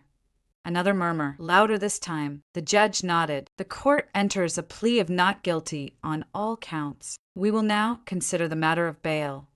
The U.S. attorney stood. "Your Honor, the government moves that the defendant be held without bail. She is an extreme flight risk with extensive overseas contacts and, we believe, significant hidden resources. Moreover, the crimes she is accused of represent a grave and continuing danger to the national security of the United States. Her release would endanger the community and the nation." David was on his feet. "Your Honor, my client has deep roots in this community. She has no criminal record. She served her country with honor. The government's case is built on sand. To deny bail is to presume guilt before trial. Judge Weston listened, his expression impassive. When both sides had finished, he steepled his fingers again. The charges in this case are among the most serious known to our laws. The evidence presented by the government, while preliminary, suggests a pattern of betrayal that spans years and continents. The court finds that no combination of conditions could reasonably assure the defendant's appearance or the safety of the community. He looked directly at me. Bail is denied. The defendant is remanded to the custody of the United States Marshal Service pending trial. The gavel fell with a crack like a gunshot. It was over. The marshals moved in, taking my arms. As they turned me to lead me away, I finally let myself look at my parents. My mother's face was a mask of shock and grief. My father was staring at the floor, as if he could no longer bear to look at me. And Chloe met my gaze, and she smiled. It was a small, tight, triumphant smile. The sister who had always been in the shadow had finally won. The hero had fallen, and she was there to witness it. She mouthed a single word, silent but unmistakable in the hushed courtroom. Traitor. Then I was being led away, out the side door, back to the concrete corridors and the waiting van. The performance was over, for now, as the van door slammed shut, plunging me back into darkness. I leaned my head against the cold metal wall. The shackles bit into my wrists and ankles. The hidden gun pressed against my spine. Somewhere, a clock was ticking. A clock for my trial. A clock for my life. And somewhere else, I had to believe, another clock was ticking. The clock for the cavalry. The clock for the truth. All I could do now was wait and survive. The transport van didn't take me back to the county detention center. It drove for over an hour. The engines droned a monotonous soundtrack to my grim thoughts. When the doors finally opened, the light was different, harsher, whiter, reflecting off acres of bare concrete. The air smelled of dust, disinfectant, and something else, despair, baked into the very walls. Welcome to the Central Texas Federal Correctional Complex, Administrative Maximum Unit. One of the marshals said, his voice devoid of inflection as he helped me down. The name was a bureaucratic mouthful for what it was. A supermax holding facility for high-risk inmates awaiting trial. A concrete box designed to break spirits. The complex was a study in sterile oppression. Triple layers of fencing, topped with razor wire gleamed under the relentless sun. Guard towers punctuated the perimeter. The dark shapes of rifle barrels just visible. The building itself was windowless, a monolithic slab of gray. Processing here was a more brutal, efficient version of the previous night's ordeal. The female guards were older, harder, their eyes flat as they went through the motions. They took the orange jumpsuit. The strip search was more invasive, a humiliating confirmation that I was now state property, devoid of privacy or dignity. And they found it. What's this? The guard barked, her hand closing on the SIG, sour, tucked in the small of my back. She wrenched it free, holding it up like a trophy. Her partner, a burly man with a shaved head, instantly had his hand on his sidearm, his eyes wide with shock and fury. So much for a last resort. My mind raced. This was bad. This was catastrophic. A weapon in custody. After a strip search, it was the final nail in the coffin Price and Miller were building. Traitor tries to smuggle gun into federal lockup. The headline wrote itself. I said nothing. I stood naked and exposed, my hands instinctively going to cover myself. The motion making the chains on my wrists rattle. The guard with the gun, her name tag read Vargas, turned it over in her hands. Loaded. Serial number filed off. Nice. She looked at me, her expression a mixture of disgust and professional curiosity. You got a death wish, honey? Or were you planning on shooting your way out?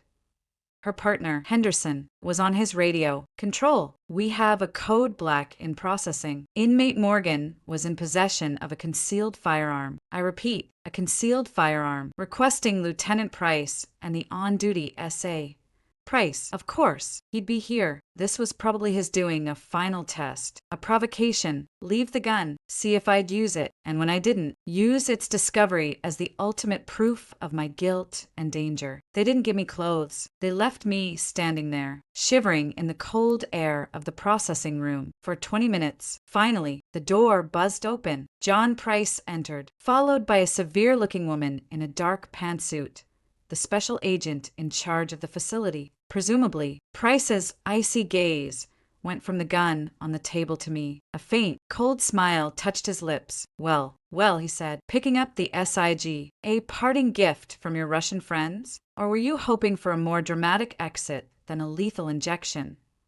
I remained silent, staring at a crack in the concrete wall. This changes the calculus. Morgan, the female SA said, her voice clipped. Possession of a deadly weapon by a federal inmate is a new charge, and it proves you are an extreme, violent flight risk. Your conditions of confinement just got a lot more restrictive. Where did you get it? Price asked, leaning against the table, his presence filling the small room. Who gave it to you? Was it your lawyer? That JAG captain? Is he dirty too? The accusation against David was a new twist. They were trying to isolate me completely. I finally spoke, my voice a dry rasp. I want my lawyer. Price snorted. He's on his way. He's going to have a lot of questions to answer himself. He set the gun down. Get her dressed. Solitary confinement. No contact. No privileges. I'll be back when her lawyer arrives. They gave me a new jumpsuit, a bright, screaming red instead of orange, the color code for extreme high risk. Then they fitted me with additional restraints, a black box over my handcuffs that rendered my hands completely immobile, and a waist chain connected to ankle shackles, giving me just a 6-inch shuffle. They put a mesh spit hood over my head, further disorienting me, thus trussed up like a dangerous animal. I was led, half-dragged, really, through a series of electronically sealed doors, down long, echoing corridors lit by caged fluorescent lights. The journey was a sensory deprivation exercise. The hood muffled sound. The restraints forced me to look at the floor. I was a parcel being routed through a machine designed to erase identity. Finally, we stopped. A heavy metal door, solid except for a narrow, reinforced slot at the bottom, clanged open. Henderson gave me a shove between the shoulder blades. I stumbled forward, the short chain between my ankles making me trip. I fell onto the cold concrete floor of the cell as the door slammed shut behind me. The locks engaged with a series of heavy, metallic thunks. I lay there for a moment, the breath knocked out of me, listening to the retreating footsteps. Then I slowly, painfully, got to my knees. The spit had made it hard to breathe. I rubbed my face against the rough fabric of my shoulder until I managed to dislodge it. It fell away, and I took my first look at my new home. It was a concrete cube, maybe 8 by 10 feet. The walls, floor, and ceiling were all poured, seamless gray concrete. In one corner was a stainless steel toilet sink combination, bolted to the wall. In the other corner was a concrete slab, a thin foam pad on top of it. That was the bed. A single, caged light bulb behind thick, yellowed plastic provided a sickly, perpetual twilight. There was no window, no bars, just a solid steel door with a small, thick plexiglass window and a narrow food slot at the bottom. The air was cold, stale, and carried a faint, acrid odor of mildew and industrial cleaner. This was sensory deprivation / segregation. The whole, its purpose wasn't just confinement.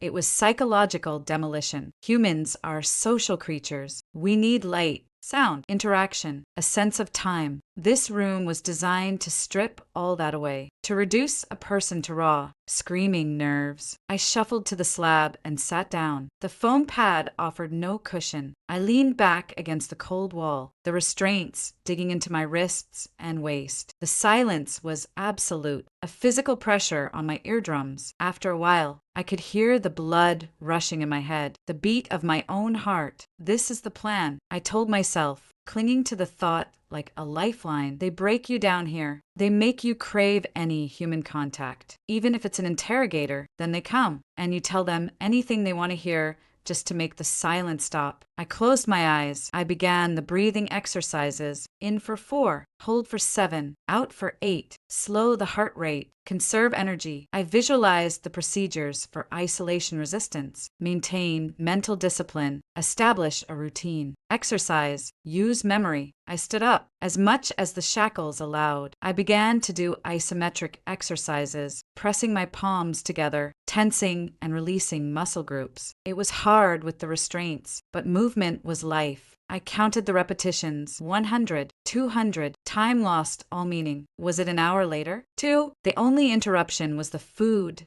slot clanging open. A tray was shoved through. A plastic bowl of lukewarm, grayish oatmeal, a slice of dry bread, a small carton of milk, no utensil. I ate with my hands, the cuffs making it awkward, the black box banging against the bowl. The food was tasteless, fuel and nothing more. After I placed the empty tray back in the slot, the silence descended again, heavier than before. This was the battlefield now, not some mountain pass or dusty village, but this concrete cube and the landscape of my own mind. Price and Miller had the guns, the handcuffs, the power of the state. My only weapons were my training, my secrets, and my will, and the hope that David Ferris was still fighting on the outside. I had no way of knowing if it was day or night when the door clanged open again. The light from the corridor was blinding after the cell's dimness. 2 guards stood there, along with Price and David Ferris. David looked strained, his eyes bloodshot, but he gave me a tight, almost imperceptible nod. He was still in the fight. On your feet, Morgan, a guard ordered. They removed the waist chain and ankle shackles, leaving only the handcuffs with the black box. The relative freedom of movement was dizzying. They led me out, not back to an interrogation room, but to a larger, more formal conference room within the admin wing. A video camera on a tripod was set up in the corner. At the table sat the U.S. Attorney, Agent Miller, and a man I didn't recognize, balding, with a nervous, rabbity expression, his fingers drumming on the table. Price gestured to a chair opposite the man. Sit. I sat. David took the seat next to me, placing his worn leather satchel on the table. Lieutenant Morgan, Price began, his voice formal. This is Mr. ARRESTME. He has come forward as a witness for the government. He has agreed to make a statement regarding your activities. You have the right to have your counsel present. Do you understand? I do, I said, my eyes on Thorne. He couldn't meet my gaze. He was terrified, but of whom? The U.S. Attorney activated a digital recorder. For the record, this is a sworn statement by ARRESTME, taken on April 23, 2026, at the Central Texas Federal Correctional Complex. Present are the witness, Special Agent John Price of the DIA, Special Agent Frank Miller of the FBI, myself, the defendant Ella Morgan, and her counsel, Captain David Ferris. Mr. Thorne, you are under oath. Please state your full name and occupation. ARRESTME, the man said, his voice reedy. I was a contract signals analyst for Centurion Defense Systems. We had a subcontract to support certain data monitoring tasks for the Department of Defense. Centurion, one of the dozens of private military contractors that formed the hidden backbone of the modern intelligence apparatus. They handled the unglamorous, technical work, and they sometimes had access to pipes of data they shouldn't. And what was the nature of your work? Price prompted, his tone deceptively gentle. I was part of a team monitoring anomalous signal traffic in certain conflict zones. Thorne said, his eyes darting to me, then away. Encrypted bursts, dead drops, that sort of thing. In the summer of last year, I began tracking a specific, low-probability intercept signal pattern. It was using a variant of an old Soviet military cipher, but with modern enhancements. It was ghosting in and out of legitimate U.S. military comms traffic in Syria. My blood ran cold. He was describing, in layman's terms, the signature of the Cicada network, a covert communications channel used by a specific Russian JRU unit for running high-level assets. Ghost Watch had been trying to crack it for 18 months. We'd gotten close in Istanbul. The man in the photo, Varnin, was a Cicada courier. And what did you discover? Miller asked, leaning forward. I managed to isolate a point of origin for one of the bursts. Thorne said, gaining a little confidence. It was triangulated to a forward operating base near Al-Tanf. The timing coincided with Operation Silent Scorpion, 48 hours before it was launched. The room was utterly still. Price's eyes were locked on me, watching for a reaction. I kept my face a stone. What did you do with this information? The U.S. attorney asked. I filed a standard anomaly report through Centurion's protocols. It should have gone up the chain to the DoD liaison, but a week later, I was visited at my home. Thorne's voice dropped to a whisper. By her. He pointed a trembling finger at me. Describe the visit. Price said. It was late, maybe 11. She was in civilian clothes. She showed me a Defense Intelligence Agency credential. Said she was following up on my report. She asked me detailed, technical questions about the signal, the encryption model, the frequency hops. Then she threatened me. How? Miller pressed. She said the signal I'd found was part of a highly classified U.S. black program. She said I'd stumbled into something way above my pay grade. She said if I ever mentioned it to anyone, my superiors, the press, anyone, I would be charged with treason and disappear into a military prison forever. She told me to delete my work and forget I ever saw it. Thorne wiped sweat from his brow. I was scared. I did what she said. I deleted the files, but I kept a backup, a hidden one, just in case. Price placed a tablet on the table, swiping to bring up a file. Is this the backup? Thorne glanced at it. Yes, that's the raw signal capture and my analysis notes. And the report you filed through Centurion's system, Price continued, was flagged and routed to a review queue. That queue was accessed by a terminal registered to a logistics coordination office at Fort Belvoir, an office where Lieutenant Ella Morgan was the assigned liaison officer. He looked at me. You intercepted his report. You realized he'd stumbled onto the Cicada network, the network your Russian handlers were using to communicate with you. So you paid him a visit to shut him up. And then you used the information in his report, the signal details, to craft the warning that was sent to the enemy, dooming the Silent Scorpion team. You sacrificed 12 American soldiers to protect your own cover. The narrative was complete, elegant in its cruelty. Thorne was the perfect witness, a scared, believable everyman, a contractor who'd seen something he shouldn't. His story wove together the technical leak, the signal, the human intervention, my threat, and the tragic outcome, Silent Scorpion. It was a prosecutor's dream. David Ferris finally spoke, his voice calm but edged with steel. Mr. Thorne, you state that the woman who threatened you presented DIA credentials. Did you verify those credentials? I looked at them. They looked real. Did you take a picture, record the number, run it through a database? No, I was too frightened. So we have only your word that the visitor was my client. It was her, Thorne insisted, his voice rising. I'm not blind. It was the same woman sitting right there.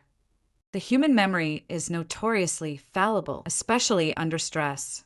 David said, you're a signals analyst, not a trained identification expert, and you admit you were terrified. Could it be possible that another woman, of similar height and build, impersonated my client? Objection, Your Honor. Counsel is testifying. The U.S. attorney cut in. Though there was no judge present, it was a reflex. This isn't a courtroom. Counselor.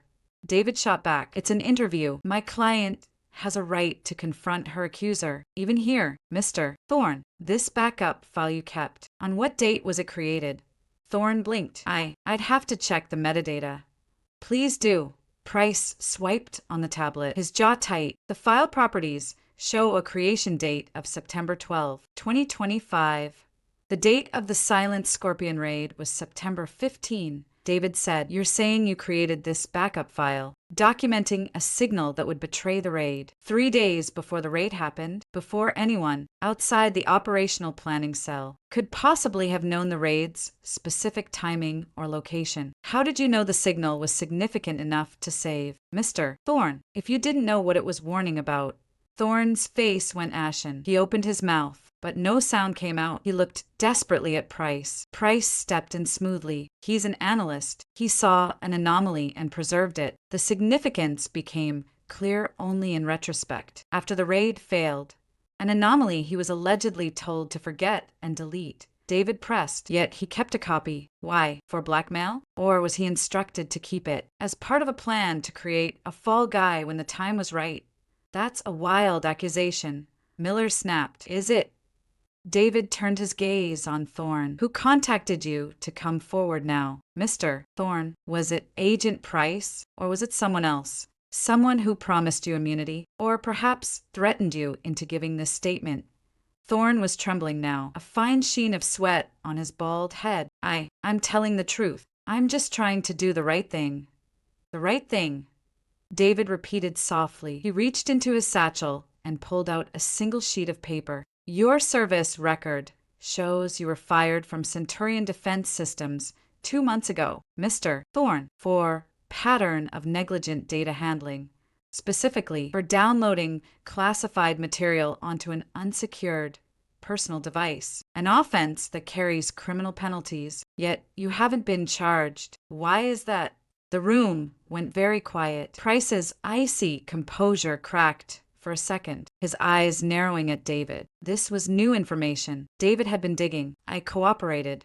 Thorne whispered. With whom? David asked. And in exchange for what? Immunity for your own crime? In exchange for pointing the finger at Lieutenant Morgan?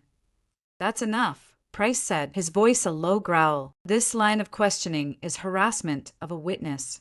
It's exposing a motive.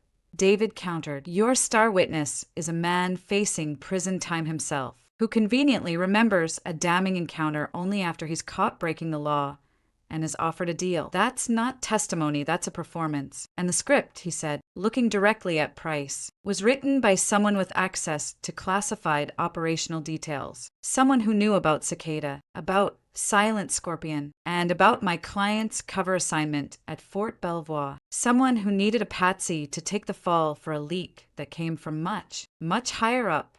The accusation hung in the air, a gauntlet thrown down. David wasn't just defending me. He was going on the offensive, accusing Price, or his backers, of being the real traitors, of framing me to cover their tracks. Price's face was a mask of controlled fury. You're fishing, counselor, and slandering a federal officer in the process. Be very careful.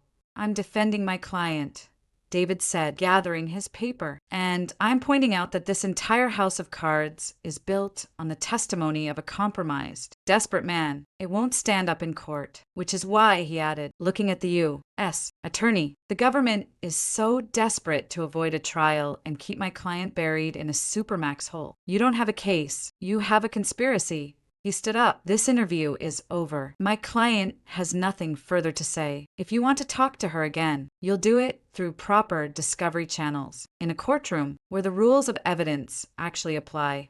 He put a hand on my arm. Let's go. Ella. The guards looked to Price, who gave a sharp, furious nod. They led me out, back toward the concrete tomb of my cell. As we walked, David leaned close, his voice a bare whisper only I could hear. The gun was a plant. Price's people. They're getting sloppy. Thorne is a weak link. He'll crack on the stand, but we're running out of time. The big card, it's in play, but it's risky. Just hold on. A few more days.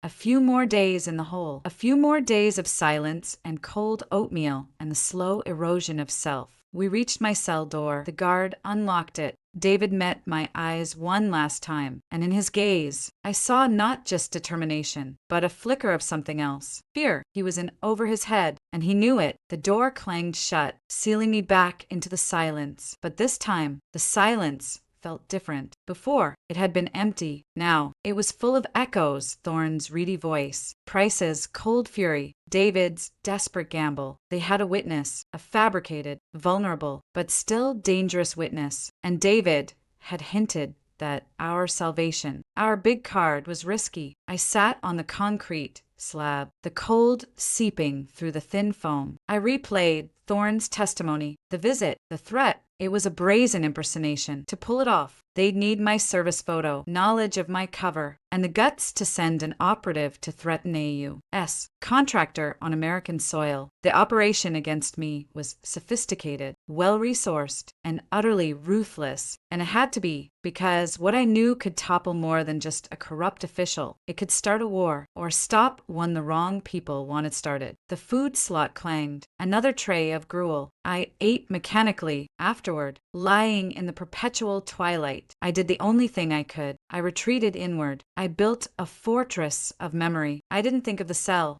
I thought of the mountains of Tora Bora, the cold so sharp it felt like glass in your lungs. I thought of the crowded, fragrant streets of Marrakesh, a meeting in a back room over glasses of sweet mint tea. I thought of the hum of the Gulfstream jet flying through a moonless night over the Atlantic, reviewing mission parameters on a secure tablet. I thought of the men and women of Ghost Watch, their faces, their call signs, their trust. They were out there, somewhere, and if David Ferris was right, they were moving. The cavalry wasn't just coming, it was engaging. All I had to do was hold the line. In the silence, in the dark, I closed my eyes, and for the first time since the handcuffs had clicked shut in my childhood home, I allowed myself to think not as the prisoner, not as the disgraced lieutenant, but as the commander. Assessment.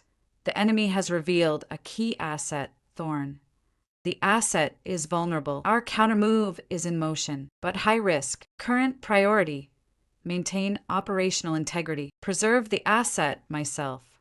Await extraction signal. Conclusion: hold position. I opened my eyes, staring at the concrete ceiling. I would hold. The routine of the hole was a form of torture designed by accountants. 3 times a day, the slot clanged. A tray of nutrient paste, a carton of water, sometimes a piece of fruit, so bruised it was already fermenting. Once a day, the door would open, and I'd be given 5 minutes in a caged, concrete shower stall, a guard watching with bored eyes through the steam. The water was either scalding or icy. There were no clocks. Time became a flat, featureless plane. I marked its passage by the beat of my own heart, by the counting of exercises, by the slow, meticulous reconstruction of past missions in my mind. I rebuilt the Ghost Watch roster from memory. Every operator, every analyst, every tech, their names, their skills, their quirks. I mentally reviewed every major operation of the last 3 years, analyzing them for the point of failure, for the moment the rot might have set in. Who had access? Who benefited? The list of suspects was agonizingly short, and each name on it was a knife to the gut. The isolation was working, but not in the way Price intended. It wasn't breaking me down to confess. It was sanding away the civilian veneer of Ella Morgan, the daughter, the sister, the logistics officer. What remained, hardening in the darkness, was the core of the operative, the survivor, the commander, the ghost. On what I estimated was the 4th day, the routine fractured. The door didn't just unlock. It was flung open with a violent bang. 2 guards I hadn't seen before filled the doorway. They weren't the usual, weary custodians. These were bigger, younger, with a predatory gleam in their eyes. Henderson, the guard from processing, stood behind them, his arms crossed, a faint smile on his face. "On your feet." Traitor, one of them, a brute with a neck thicker than his head, growled. I stood slowly, the cuffs already on my wrists. The black box was absent today. A small detail, a significant one. Hands out, the other guard, lean and wiry with a spiderweb tattoo on his neck, said. He held a set of rigid plastic restraints. Zip-tie cuffs that were faster, cheaper, and could be tightened to cut off circulation. A cold certainty settled in my stomach. This wasn't a transfer. This was an action. I complied, holding my hands out in front of me. As Spiderweb moved to snap the plastic cuffs on, I made my play. It was a subtle move, born of 100 hours of close-quarters combat training. As his hands came near mine, I didn't pull away. I flowed forward. Inside his guard, my left hand shot up, the heel of my palm connecting with the underside of his nose with a wet, sickening crunch. Cartilage gave way. He screamed, a high, gargling sound, stumbling back, blood already sheeting over his mouth and chin. Neck throat bellowed in surprise and lunged. He was strong, but slow, a brawler, not a fighter. I ducked under his wild grab, pivoted on the ball of my foot, and drove my elbow into his kidney. The air left his lungs in a pained whoosh. As he doubled over, I brought my joined fists down in a hammer blow on the back of his neck. He hit the concrete floor face first and didn't move. The whole exchange took less than 3 seconds. Spiderweb was on his knees, clutching his ruined face, mewling in pain. Henderson stood frozen in the doorway, his smile gone, replaced by shock. His hand went to the pepper spray canister on his belt. I didn't give him the chance. I took one swift step toward him. I didn't attack. I just looked at him. I let him see what lived behind my eyes. The thing that had just dismantled 2 of his men without breaking a sweat. The thing that wasn't a humiliated lieutenant. This was a mistake. Henderson, I said, my voice flat, quiet, and utterly calm. Tell Price his amateur-hour strong-arm tactics won't work. If he wants me dead, he'll have to shoot me himself. Now, get these men out of my cell and bring me the medical kit for his nose. I gestured with my chin toward the sobbing guard. Henderson stared, his mouth agape, the power dynamic, so carefully constructed by the orange jumpsuit and the concrete walls, had just shattered. He was looking at a wolf he'd mistaken for a sheep. He fumbled for his radio. And medical to SHU Cell 7. Officer down. I repeat, officer down. Chaos erupted, running footsteps. More guards arrived, weapons drawn, shouting conflicting orders. They hauled the 2 incapacitated guards out. A medic knelt by Spiderweb, trying to stem the blood flow. Through it all, I stood in the center of the cell, my hands still held out in front of me, the plastic cuffs now lying unused on the floor. I was the eye of the storm, perfectly still. Finally, Price arrived, pushing through the crowd of guards. His icy composure was gone, replaced by a livid, trembling fury. He took in the scene, the blood on the floor, the moaning guard, me standing untouched. What the hell happened here? He snarled at Henderson. She attacked them. Sir, unprovoked. I didn't bother correcting the lie. The truth was irrelevant. Price's eyes snapped to me. You'll pay for this. Morgan, assault on a federal officer. That's 20 more years. Self-defense, I said, my voice still that unnerving calm. They entered with unauthorized restraints and hostile intent. Your witness, Henderson, can confirm they didn't follow protocol. He can also confirm I asked for medical aid for the injured man. Check the tapes. Oh, wait. I looked pointedly at the empty corner where a security camera should have been. The housing was there, but the lens was dark. The camera seems to be malfunctioning. Convenient. Price's jaw worked. He'd been caught. His little plot to have me resist and get beaten, or worse, had backfired spectacularly. Now he had 2 injured guards, a ruined covert op, and a prisoner who had just demonstrated she was anything but helpless. Get her out of here, he growled to the remaining guards. Put her in the secure interview room, now.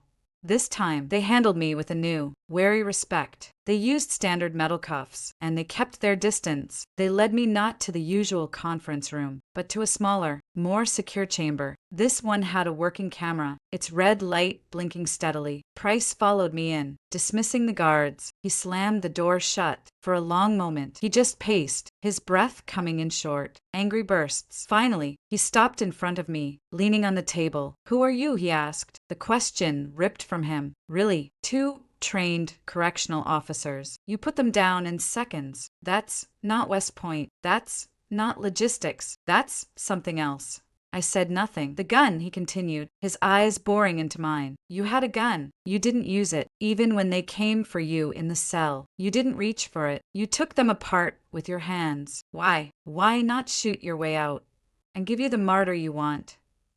I asked, a faint, cold smile touching my lips. A traitor killed in a shootout? Too messy. Too many questions. You want me to disappear quietly. John, a trial, a conviction, a quiet death in prison. Nice and neat. A closed case for your nephew's memory. He flinched as if struck. I'd aimed for the raw nerve, and I'd hit it. Don't you say his name, he whispered, his voice thick with venom. You don't get to say his name. His blood is on your hands. Is it? I leaned forward, the cuffs scraping on the table. You're so sure? Because a scared contractor points a finger? Because of some forged documents? You're a smart man. Price. DIA counterintelligence. You know how these games are played. You know what a false flag operation looks like. So ask yourself the real question. Who benefits from you chasing me? Who pointed you at the logistics lieutenant and handed you a perfect package trader on a silver platter?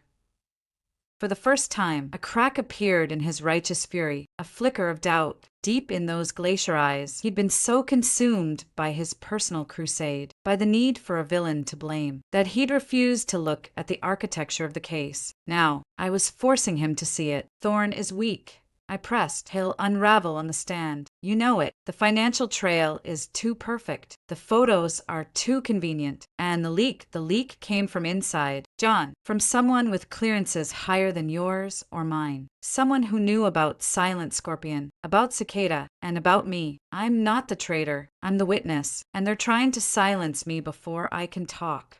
He took a step back, shaking his head, but the conviction was gone from the gesture. You're lying. You're manipulating me. Maybe, I conceded, but what if I'm not? What if you're being used? What if the man who really sold your nephew is watching you right now, laughing, because you're doing his dirty work for him? The color drained from his face. The idea was a poison, seeping into the cracks of his certainty. He turned and walked to the far wall, putting his back to me, his shoulders tense. I have evidence, he said, his voice low. The terminal log. It shows the warning originating from your access. A terminal that was powered down for maintenance. I said quietly, check the physical security logs for that server room. Check who signed in as a technician that week. It won't be me.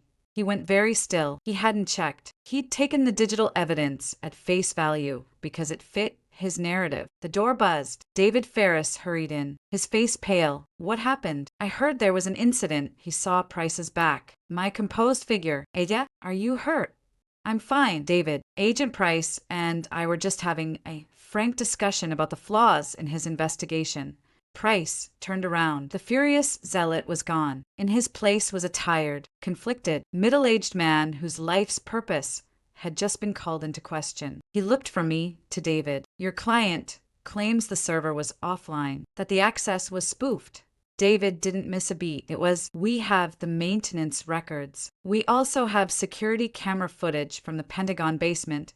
Or rather, we have a record of a 14-minute gap in the footage for that server room on the night in question. The gap was authorized by a system administrator whose own credentials were used from an IP address in Minsk.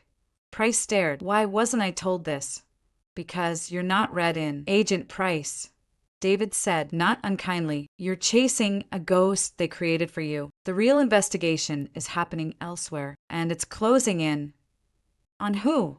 Price demanded. David hesitated, then looked at me. It was my call. How much to reveal? This was the gamble, turning an enemy into a potential ally, or at least a neutral party. But Price was still a wild card, burning with personal loss. Operation Midnight Protocol.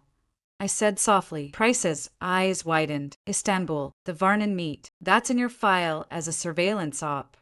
It was, I said, but the objective wasn't just to watch Varnin. It was to insert a corrupted data packet into the Cicada network. A Trojan horse. It took 6 months, but it worked. The Trojan began feeding us data, names, transfer routes, command structures, and one name kept appearing. A code name, Janice, an asset buried deep within the U.S. intelligence community, feeding the Russians not just secrets, but active disinformation. Janice was the one who gave up Silent Scorpion. Janice is the one who built the case against me. And Janice, I finished, locking eyes with him, is the one who really has your nephew's blood on his hands.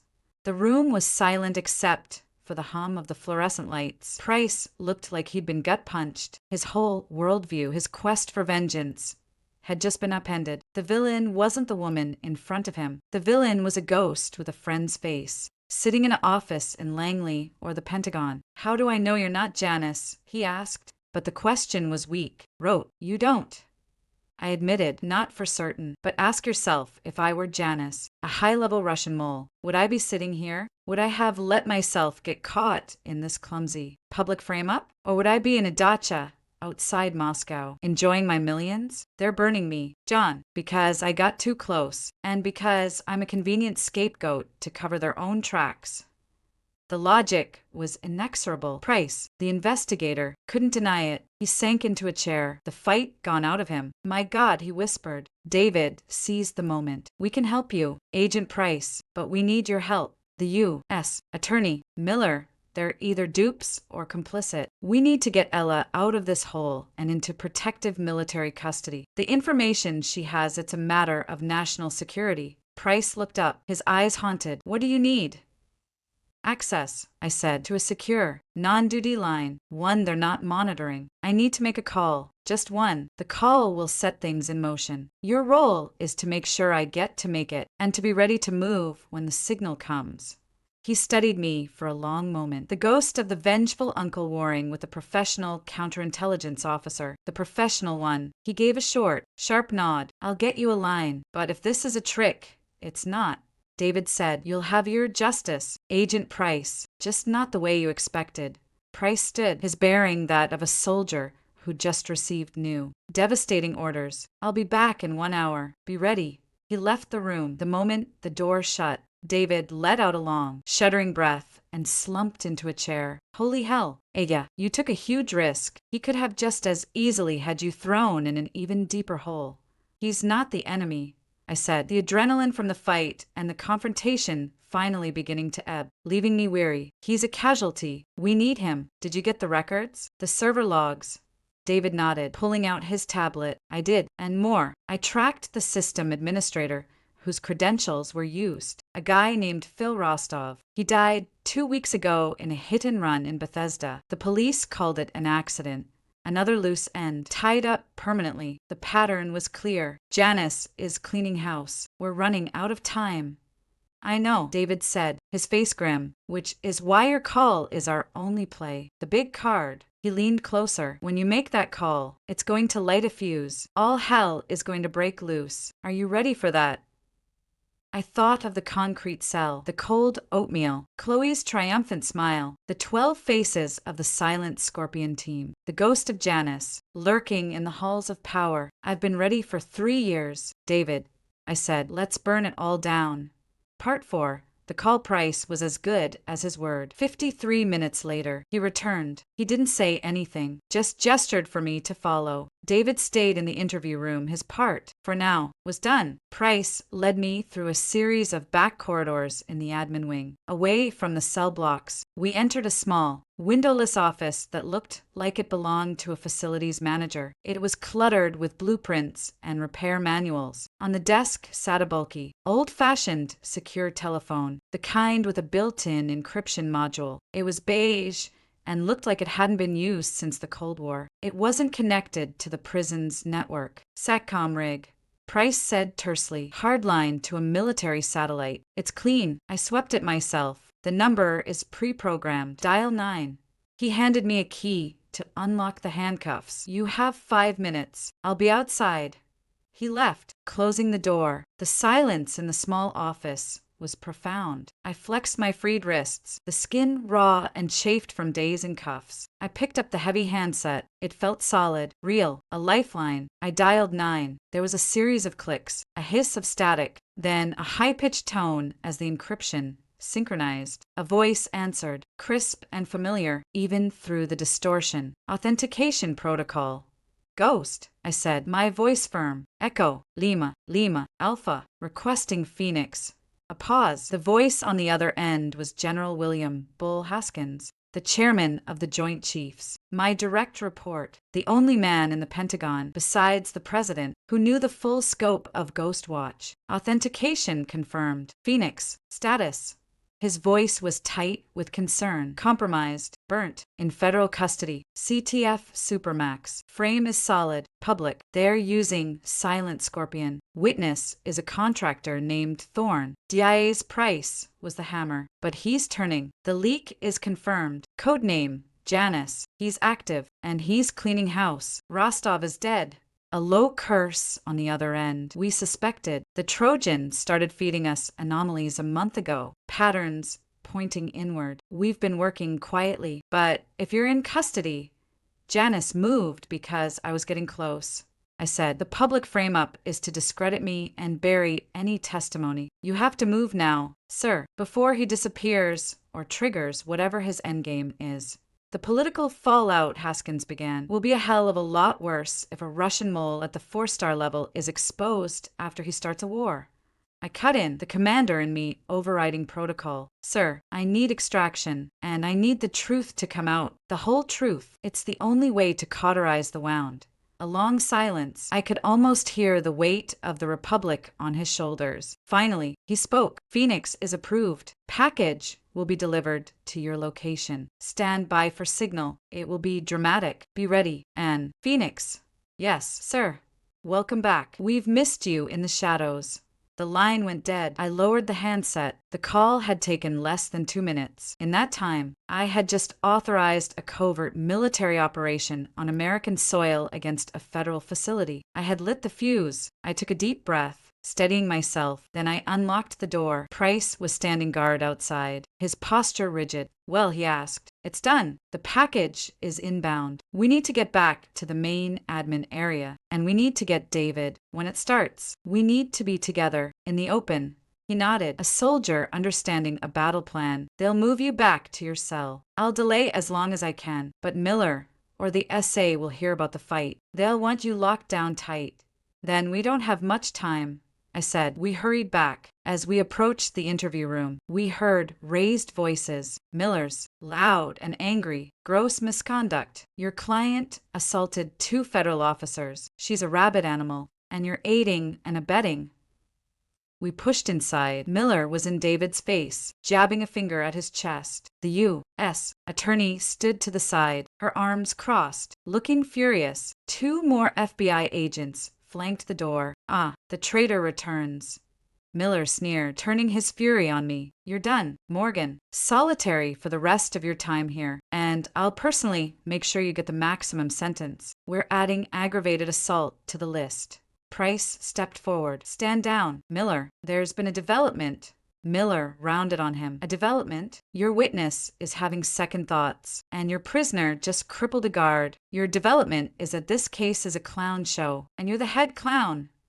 The server was offline. Frank, Price said, his voice low and dangerous. The security footage was doctored. The man who authorized the doctoring is dead. This is a setup. We're chasing the wrong person. Miller stared at him as if he'd grown a second head. Then he laughed, a harsh, disbelieving bark. You're buying her story? After everything? Jesus, John, I knew you were obsessed, but I didn't think you were stupid. She's gotten to you. She's playing you.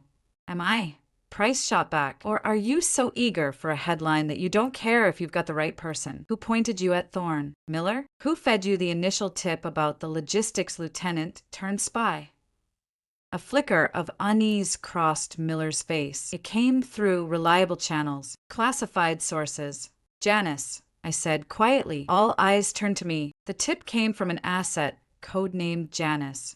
I repeated, louder. A Russian mole buried so deep in our intelligence community, he's giving you the case file on his own competition. He sacrificed me to protect himself, and you're his delivery boys. That's enough, the U.S. attorney snapped. This paranoid fantasy ends now. Agent Miller, take Lieutenant Morgan back to segregation. Captain Ferris, your conduct is under review. Agent Price, you are relieved of this case. Effective immediately. I'm calling Washington. The room froze. The lines were drawn. The U.S. attorney had authority. Miller motioned to his agents. You heard her. Cuff her. Maximum security protocols. The agents moved toward me. Price stepped in front of me, his hand going to his sidearm. I wouldn't. John, for God's sake, don't be an idiot, Miller yelled, his own hand dropping to his hip. A standoff in the middle of a federal supermax. David slowly raised his hands. Everyone, just calm down. There's a proper way to handle this. But it was too late for proper ways. The fuse was burning. It was then that we heard it, a deep, resonant, thrumming sound, growing rapidly louder. It wasn't a plane. It was the distinctive, heavy beat of twin rotors. A lot of them. The sound was coming from directly overhead. The lights in the room flickered. A low vibration shook the floor, making the coffee cups on the table rattle. What the hell is that? Miller said, looking up at the ceiling. The U.S. attorney ran to the window, the one room with an actual window overlooking the prison yard. Her face went white. Oh, my God. We all crowded to the window. The sight that met our eyes was something out of a war movie. 4 60 Black Hawk helicopters, painted in matte black with no markings, were descending into the prison exercise yard, their rotors kicking up a hurricane of dust and debris. Before the skids even touched the ground, ropes were thrown, and figures in black assault gear fast roped down, hitting the concrete in a tactical crouch. They moved with a lethal, synchronized efficiency that screamed special operations. But it wasn't just the helicopters. Through the main gate, which had been blown clean off its hinges, 2 armored vehicles rumbled into the complex. They were MAVs, mine-resistant, ambush-protected vehicles, also unmarked. Troops in full combat gear spilled out, establishing a perimeter. These weren't prison guards or even FBI HRT. This was the military on American soil, storming a federal prison. What is this? The U.S. attorney whispered, her voice trembling. An attack? No, I said, a strange calm settling over me. I recognized the tactical markings on the lead Black Hawk, a small, stylized ghost emblem, barely visible on the tail. Ghost Watch, it's my ride.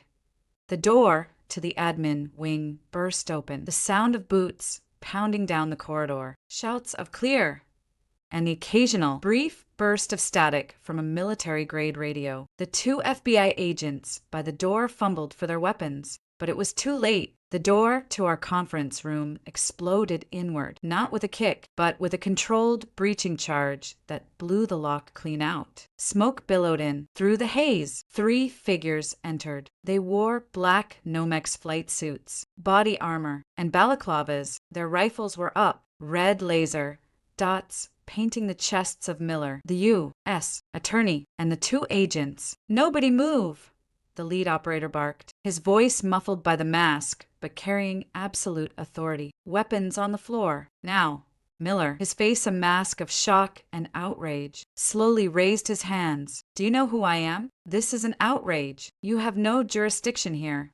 The operator ignored him. His visored gaze swept the room, landing on me. He shouldered his rifle and stepped forward. He stopped in front of me and, in one smooth motion, reached up and pulled off his balaclava. I knew the face, rugged, scarred, with eyes the color of flint. Master Sergeant Vince Viper Crow, my second in command on a dozen hellish missions. The man I trusted with my life more times than I could count. For a long second, he just looked at me, taking in the red jumpsuit, the raw wrists, the circles under my eyes. Something fierce and terrible flashed in his gaze. Then he snapped to attention, his back ramrod straight. Behind him, the other 2 operators did the same. The room was utterly silent, the only sound the fading whump-whump of the Black Hawks outside and the shouted commands in the corridor. Then Master Sergeant Crow did something that made the U.S. attorney gasp and made Miller's jaw go slack. He saluted, a crisp, textbook-perfect salute, and he spoke, his voice cutting through the stunned silence like a knife. General Morgan, the bird is ready. Your command is waiting.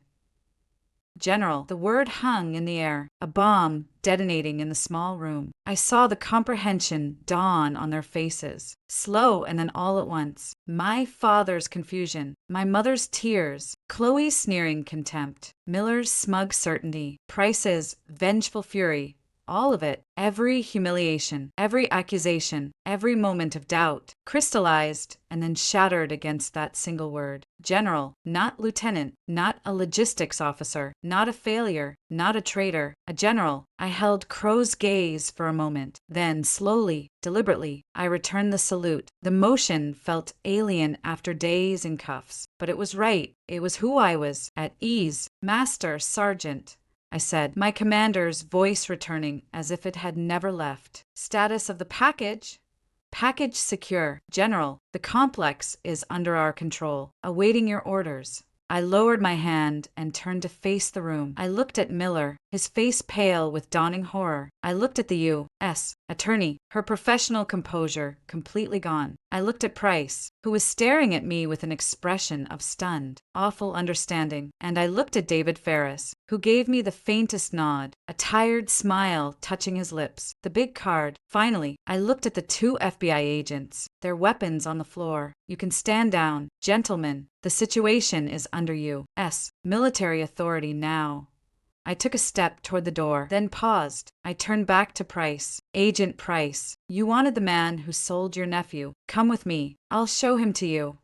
Without waiting for a response, I walked out of the room. Master Sergeant Crow, falling into step beside me, his rifle at the ready. I walked down the corridor, past stunned prison staff and grim-faced Ghost Watch operators, toward the sunlight and the thrumming rotors of the Black Hawks. Behind me, I heard footsteps. Price was following, and David, and, after a moment's hesitation, Miller and the U.S. attorney, drawn by the irresistible gravity of the truth that was about to be unleashed. The performance was over. General Ella Morgan was reporting for duty. The Texas sun, brutal and unforgiving, hit me like a physical blow as I stepped out of the prison admin building. After days in the concrete twilight of the hole, the light was painfully bright, bleaching the color from the world. I blinked, raising a hand to shield my eyes, the gesture feeling strangely unencumbered without the cuffs. The prison yard was a scene of controlled pandemonium. The four Black Hawks sat like predatory insects in the dust, their rotors still turning with a low, impatient thwump-thwump. Around them, Ghost Watch operators had established a tight perimeter, their weapons trained outward, their postures screaming professional lethality. A handful of prison guards stood in a confused, disarmed cluster against a far wall, looking terrified. The air smelled of hot metal, jet fuel, and dust. Master Sergeant Crow stayed half a step behind and to my left, his eyes constantly scanning. This way, General. Sparrow 1 is yours.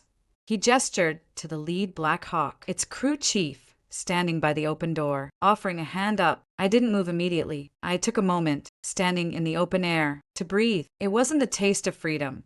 That concept felt distant, abstract. It was the taste of agency, of command returning. The red jumpsuit I wore was a mark of shame, but in this context, surrounded by my people, it felt like a combat uniform, a badge of the ordeal survived. I felt the stares. Price, Miller, the U.S. attorney, and David had emerged behind me, held at a respectful but firm distance by two other operators. Their faces were a study in shock. Miller's was flushed with anger and humiliation. The U.S. attorney's was pale, her mind clearly racing through the jurisdictional nightmare that had just landed in her lap. Price looked hollow. The foundation of his last 9 months had been vaporized in an instant. David just looked relieved and fiercely proud. General, Crow prompted gently. I nodded and strode toward the helicopter. The crew chief, a grizzled man with a sergeant's stripes, gave me a sharp nod as I took his hand and pulled myself up into the cabin. The familiar, confined space of the Black Hawk, the smell of oil, sweat, and ozone was more like home than the house in San Antonio had been. Crow jumped in after me, followed by the two operators who had breached the room. He handed me a headset. I put it on, the world shrinking to the rush of noise and the crackle of the radio. Sparrow 1, this is Nest. Package is secure. All Sparrows, exfil in sequence. Go, go, go. A voice said over the net the mission commander. Call sign Nest. Probably in one of the mats or a command bird. The engines of our helicopter whined to a higher pitch. The bird lifted off, the floor lurching beneath my feet. I grabbed a handhold, my body remembering the motions. Through the open door, I watched the prison complex shrink away, a grim, gray puzzle piece in the brown Texas landscape. The other Black Hawks rose around us, falling into formation. Crow tapped my arm and pointed to a duffel bag at my feet. Thought you might want a change of clothes. General. I unzipped it. Inside was a set of multicam camouflage fatigues, boots, a tactical vest, and a sidearm in a holster, my size. At the very bottom, wrapped in a cloth, was a set of rank insignia, the 2 silver stars of a major general. I ran my thumb over the cool metal. I hadn't worn them in 3 years. The public uniform had always been the lieutenant's bar. These had lived in a locked box, a a secret identity. I didn't change in the shaking cabin. The jumpsuit was fine for now, but I took the stars. I held them in my fist, the points digging into my palm, a tactile reminder of the reality that was still struggling to feel real. Destination? I asked Crow over the intercom. Site Hotel. Ma'am, he said. ETA 20 minutes. Nest, and the guests will meet us there. He glanced back toward the other helicopters, where I knew Price, Miller, David, and the U.S. attorney were being transported, likely under less comfortable circumstances. Site Hotel, a Ghost Watch safe location, a decommissioned Air Force radar station in the hill country, hardened, remote, and equipped with enough secure comms to talk to the moon. It was where we staged for domestic contingencies, where we were going to burn Janice to the ground. Status on the cicada feed? I asked, my mind shifting fully into operational mode. The prisoner was gone. The commander was back, flowing. Ma'am, the Trojan is singing. We've been harvesting data for 72 hours straight. The analysts are piecing together a picture. It's big. His flinty eyes were serious. Nest will brief you fully, but you were right. It's a 4-star problem, maybe higher.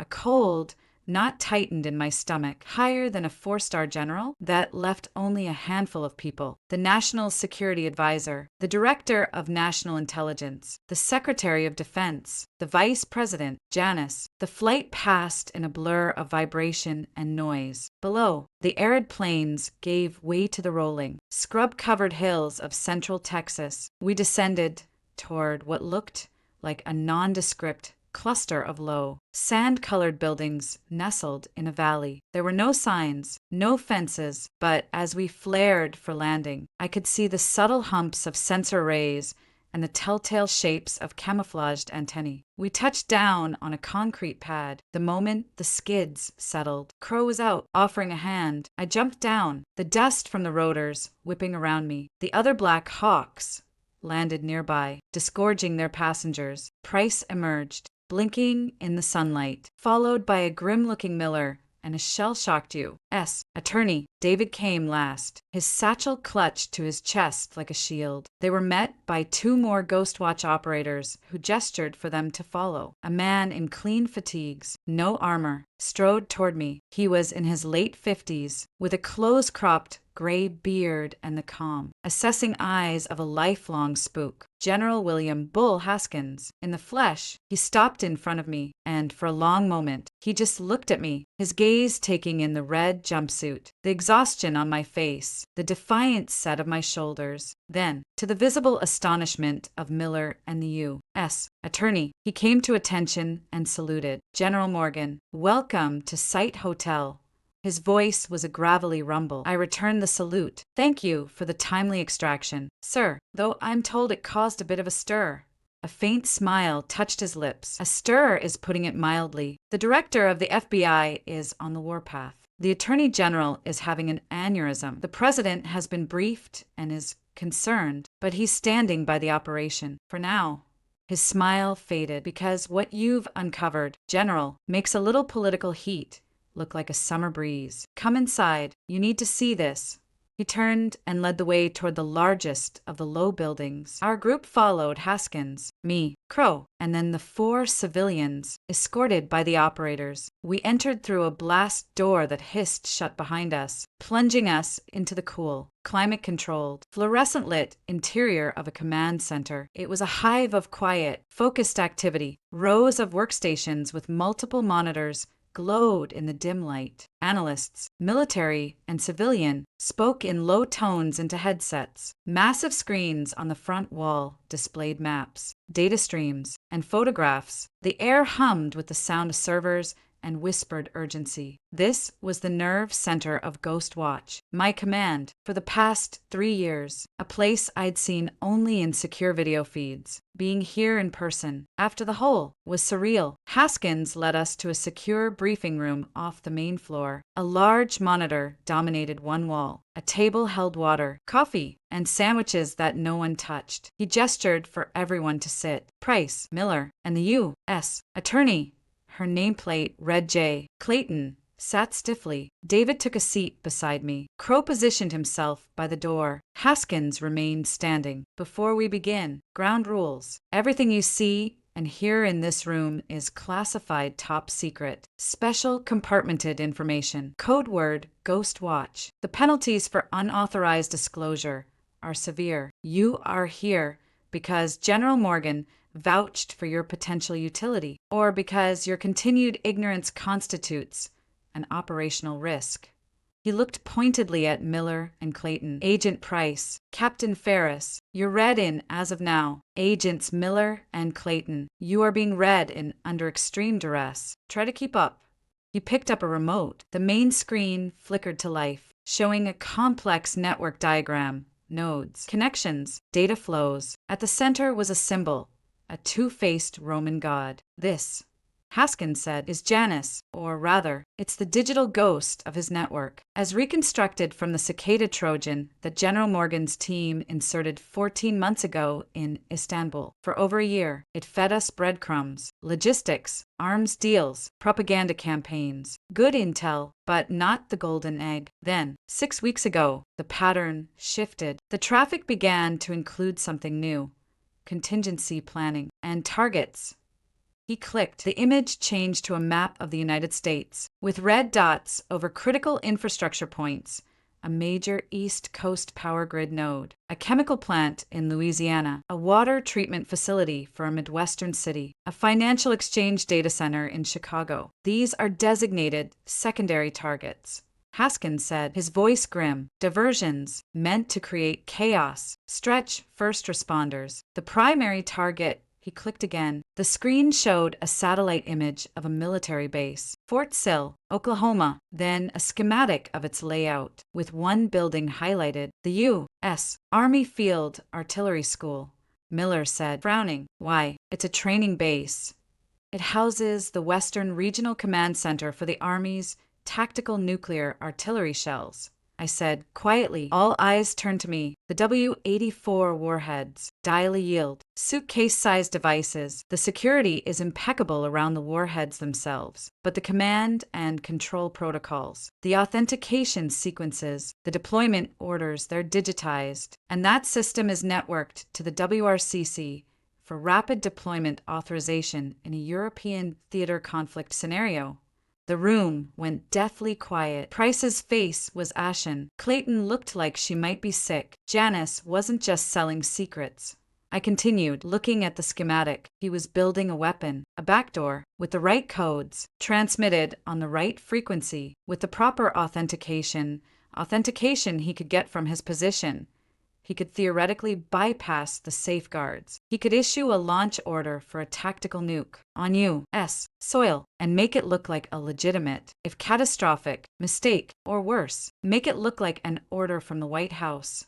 My God, Price whispered, a false flag nuclear attack. He could start a war, or collapse the government, or both. Haskins nodded. The Trojan finally gave us the final piece last night. The authentication key sequence, and the source.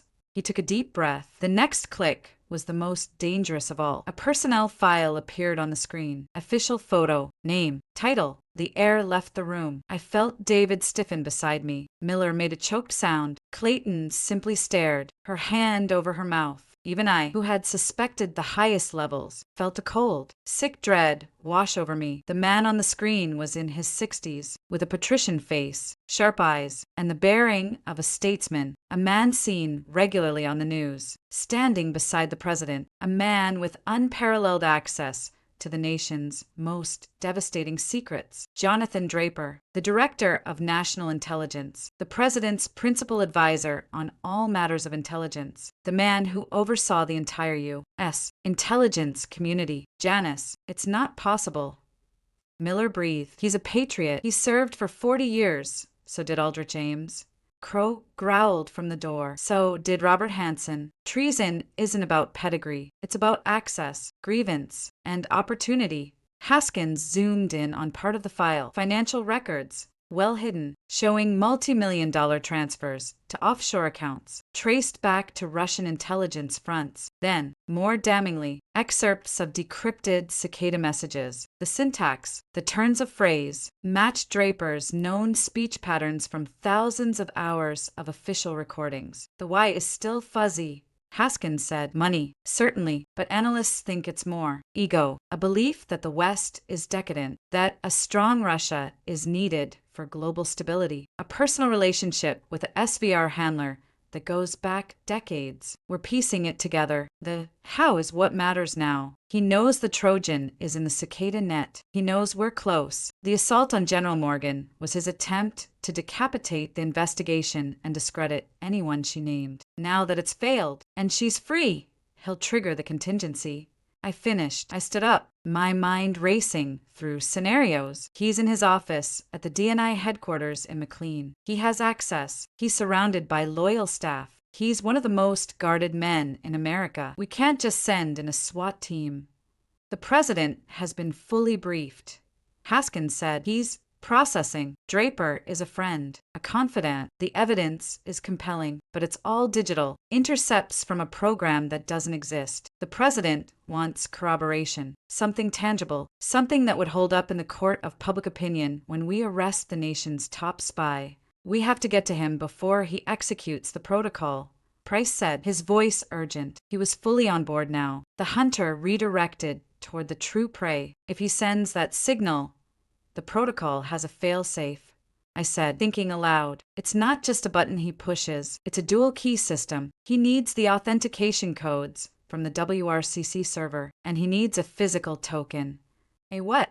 Clayton asked. A hard key, like an old-fashioned crypto key. It's a holdover from the ADS, never fully digitized because of security paranoia. The token is kept in a safe in Draper's private study at his home in Georgetown. He has to have both the digital codes he can access from his office and the physical key to generate the final, unbreakable authorization sequence. So we split up, David said, surprising everyone. He'd been quiet, absorbing. One team goes to the DNI to intercept him, prevent him from accessing the system. Another team goes to his home to secure the physical token.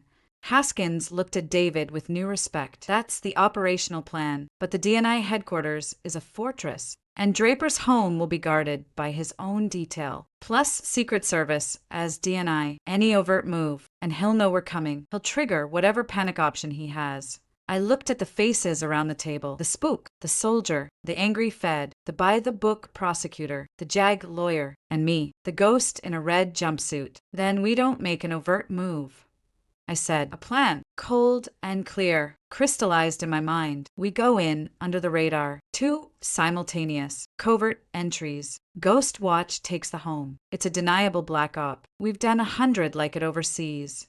And the DNI? Price asked. I looked at him, then at Miller and Clayton. We use the system against him. You 3 are federal law enforcement with impeccable credentials. You walk right through the front door. Miller stared. You want us to just arrest the director of national intelligence? On your say-so. Not arrest, I said. Invite. The attorney general is having an aneurysm. You said. I looked at Haskins. Can the president persuade her to summon Draper to an urgent, confidential briefing at the DOJ? Something about the prison raid, something that requires his immediate personal consultation? Get him out of his fortress, into a vehicle, to a location we control. Haskins considered, then nodded slowly. It's possible. The AG is furious about the raid. Using that as a hook, it might work. Draper would be suspicious, but refusing a direct summons from the Attorney General would raise more red flags, especially if he thinks he's still in the clear.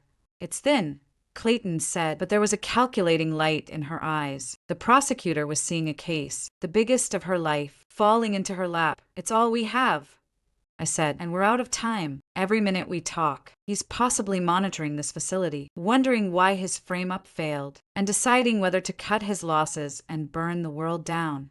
I turned to Haskins. Sir, I need to get to Georgetown, and I need a team.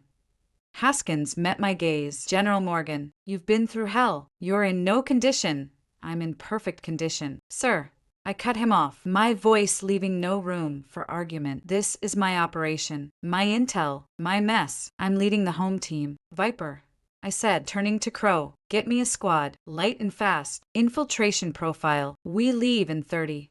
Crow's face broke into a fierce grin. Yes, ma'am.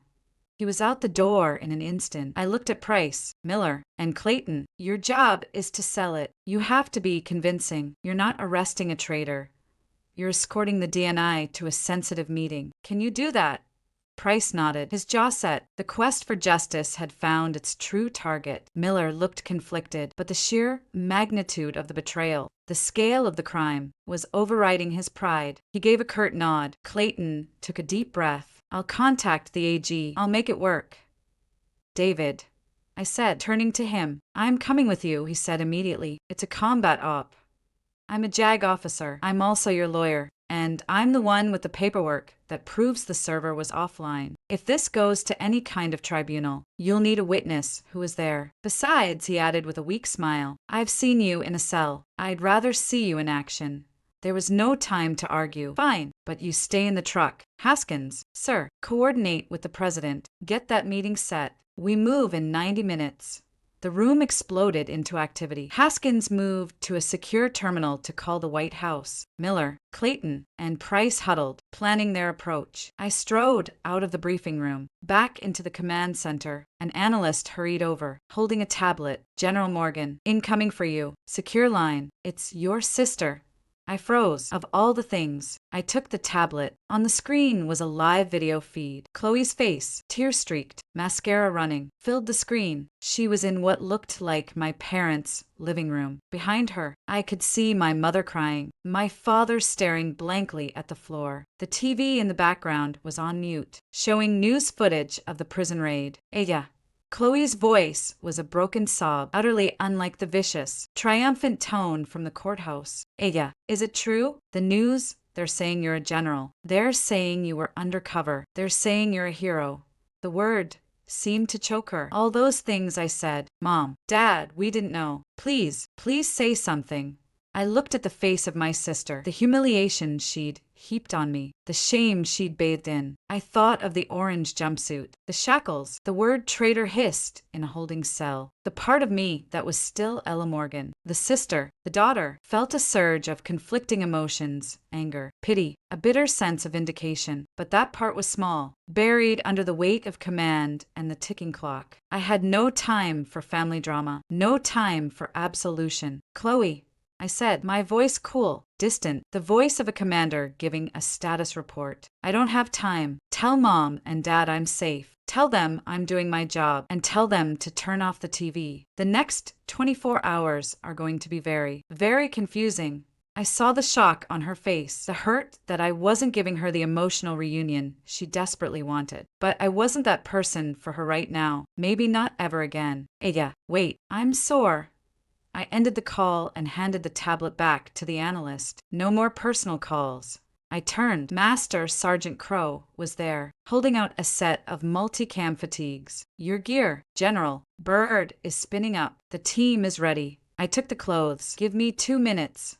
I walked to a small, adjacent locker room. I locked the door, stripped off the hated red jumpsuit, and let it puddle on the floor. I dressed quickly, the pants, the boots, the shirt. I shrugged into the tactical vest, checking the magazines. Finally, I took the 2 silver stars from my pocket. I walked to the small mirror over the sink. The face that looked back was still pale, still shadowed, but the eyes were different, no longer defeated. They were focused, lethal. I pinned the stars to the collar of my shirt. They caught the light. Major General Ella Morgan, not a prisoner, not a traitor, not a disappointment, a commander, a ghost, coming home. I took one last, steadying breath, then turned and walked out the door, back to the war. The sun was dipping below the Potomac, casting long shadows across the manicured lawns of the Liberty Crossing complex. In his corner office on the 7th floor, Jonathan Draper watched the light bleed from the sky. The view was magnificent, a testament to the power he wielded. It was a power he'd spent 4 decades building, and one he was prepared to wield in a way that would shock the world. A soft chime from his computer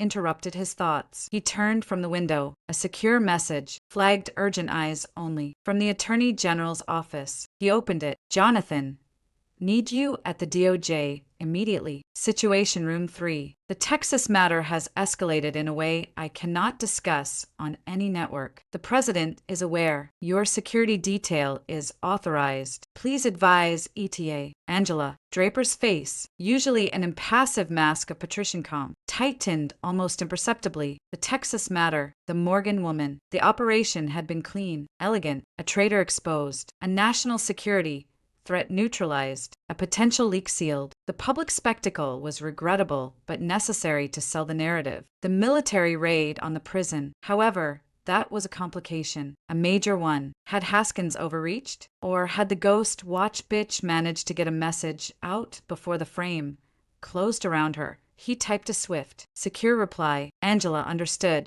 En route within 30. Will bring my senior counsel. G.D. He didn't like it. Being summoned. He was the DNI. People came to him, but refusing would be an act of suspicion he couldn't afford. Not yet. The contingency protocols were ready. The digital keys aligned. The physical token was secure in his study. A 20-minute drive away in Georgetown. He would go to the DOJ, listen to their panic, express appropriate concern, and guide the response. He was, after all, the president's top intelligence advisor. His cover was impeccable. He stood, smoothing the front of his Seville row suit. He pressed a button on his desk. Michaels, have the car brought around. I'm going to Main Justice. You and a driver. Low profile.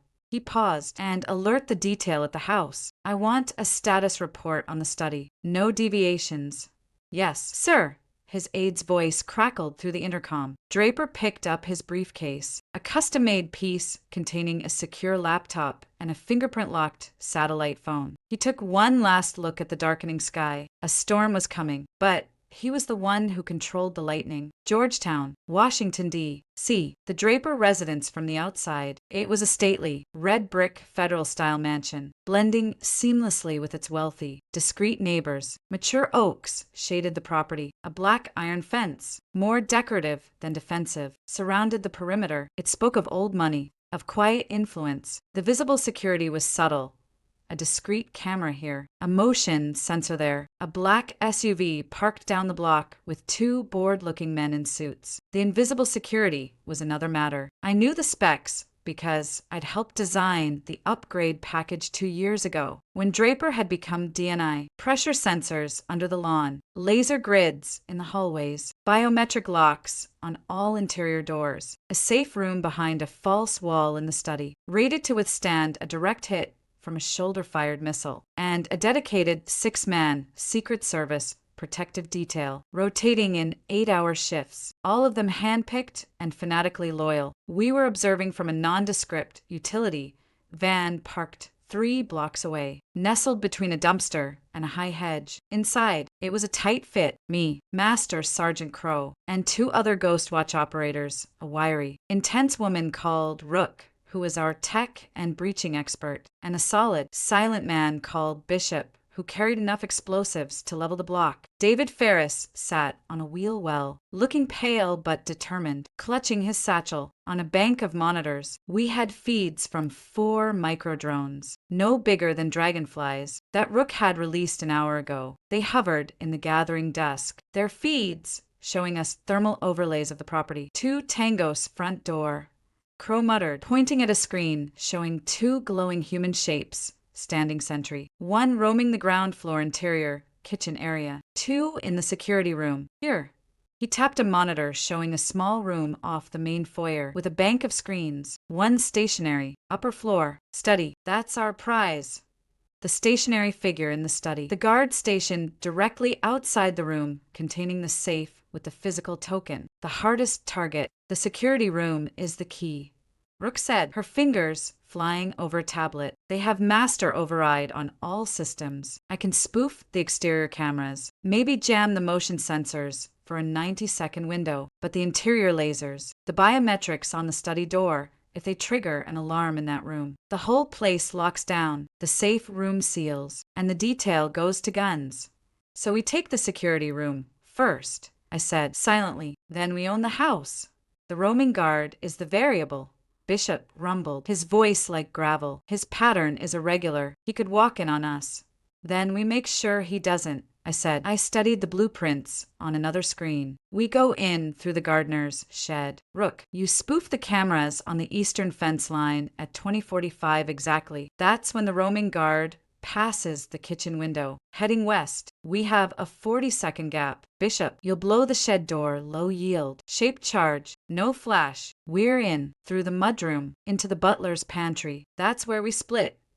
I trace the route. Crow and I take the security room. Rook, you hack the system. Give us control. Bishop, you intercept the roaming guard in the main hallway. Non-lethal takedown. Then we converge on the study. The guard outside is the final hurdle. We need him away from the door.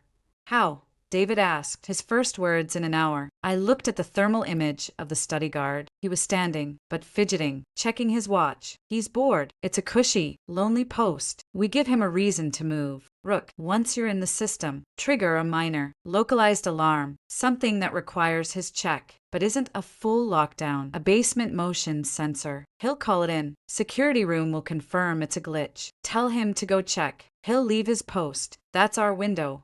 It's tight, Crow said, and messy.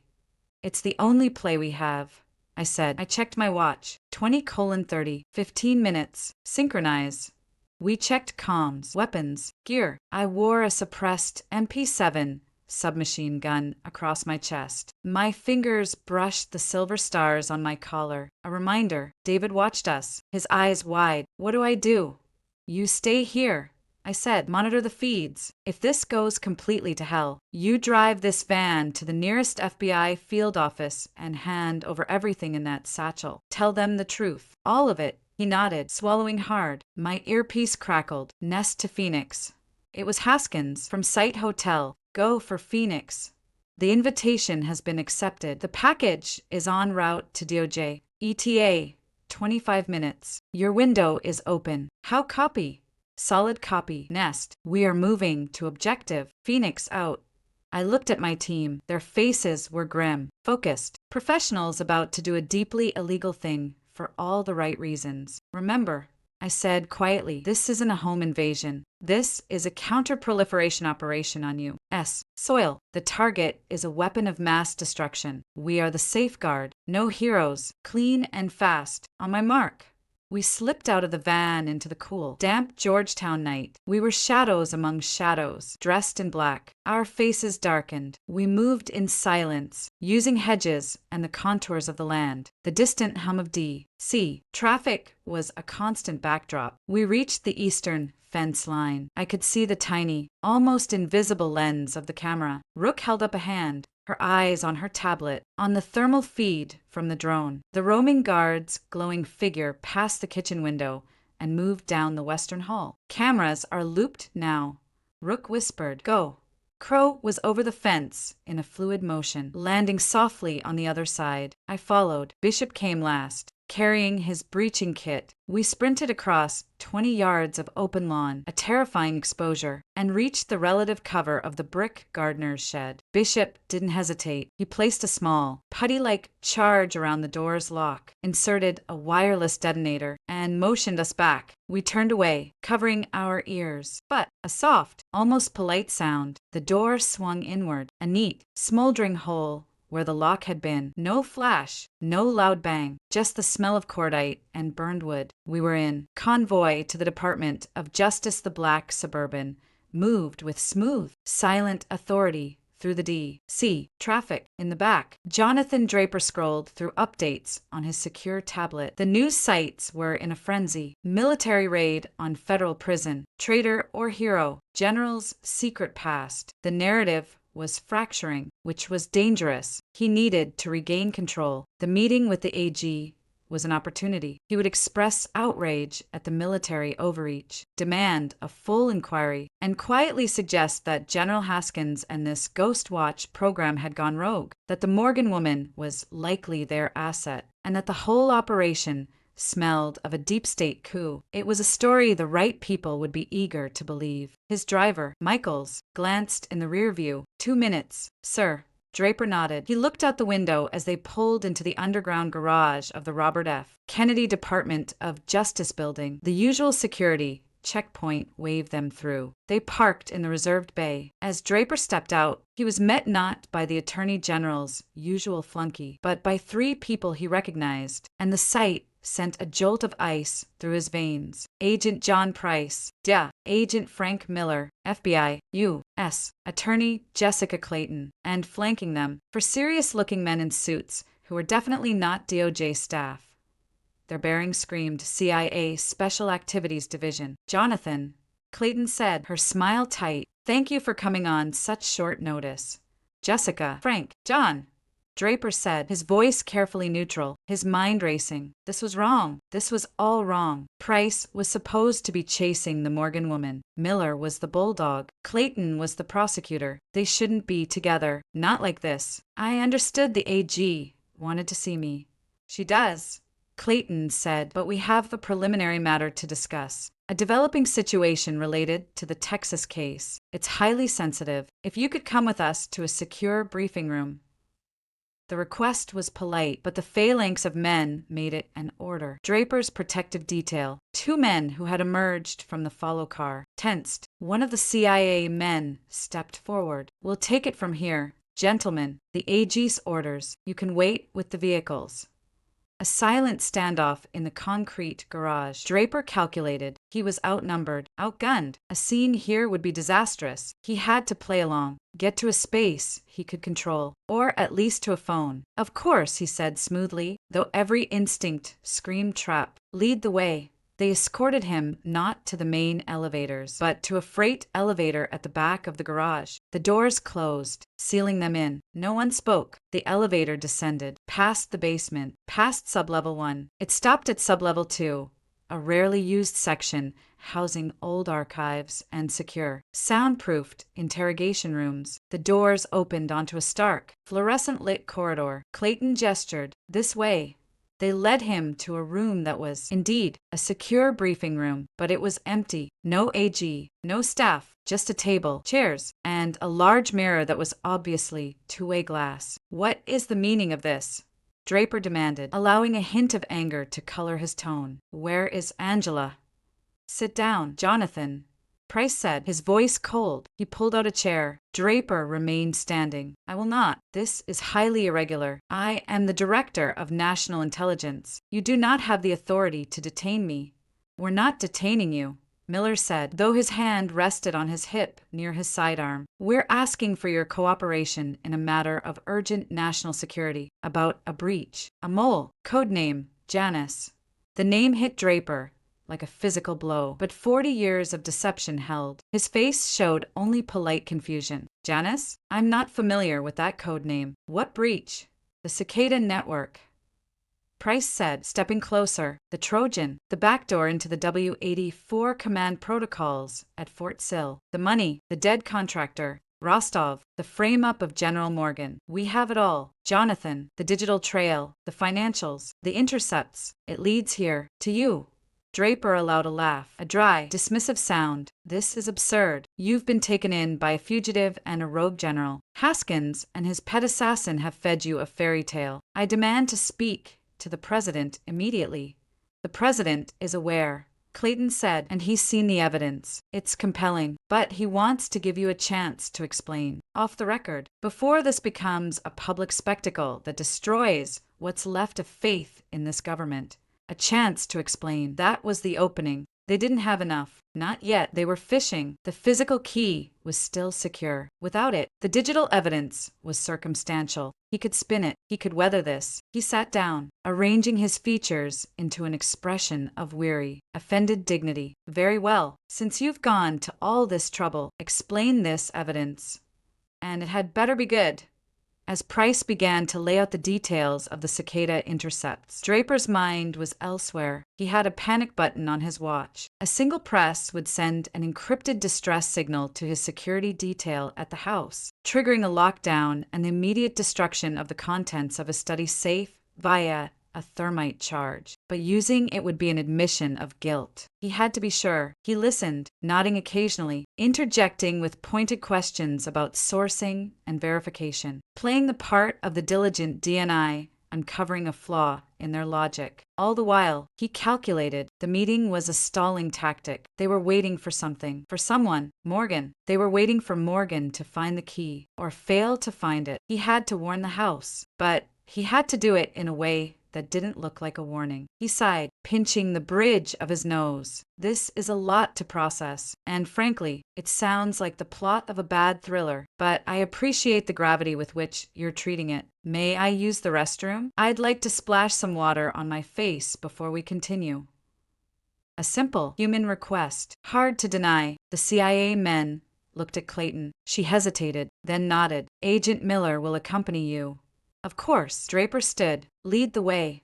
The men's room was just down the hall. Miller followed him in, standing guard by the sinks. Draper entered a stall, locked the door. His fingers flew over his watch, not pressing the panic button, but typing a quick, coded message on the tiny screen. A message that would look like a routine status query to the house security system, but which contained a buried command. Initiate protocol dustfall. Authentication Janus actual. Dustfall was not destruction. It was relocation. It would order the guard in the study to immediately retrieve the token from the safe and exfiltrate via a pre-planned route. Cleaner. Deniable. He flushed the toilet for effect, washed his hands, and met Miller's eyes in the mirror. Shall we?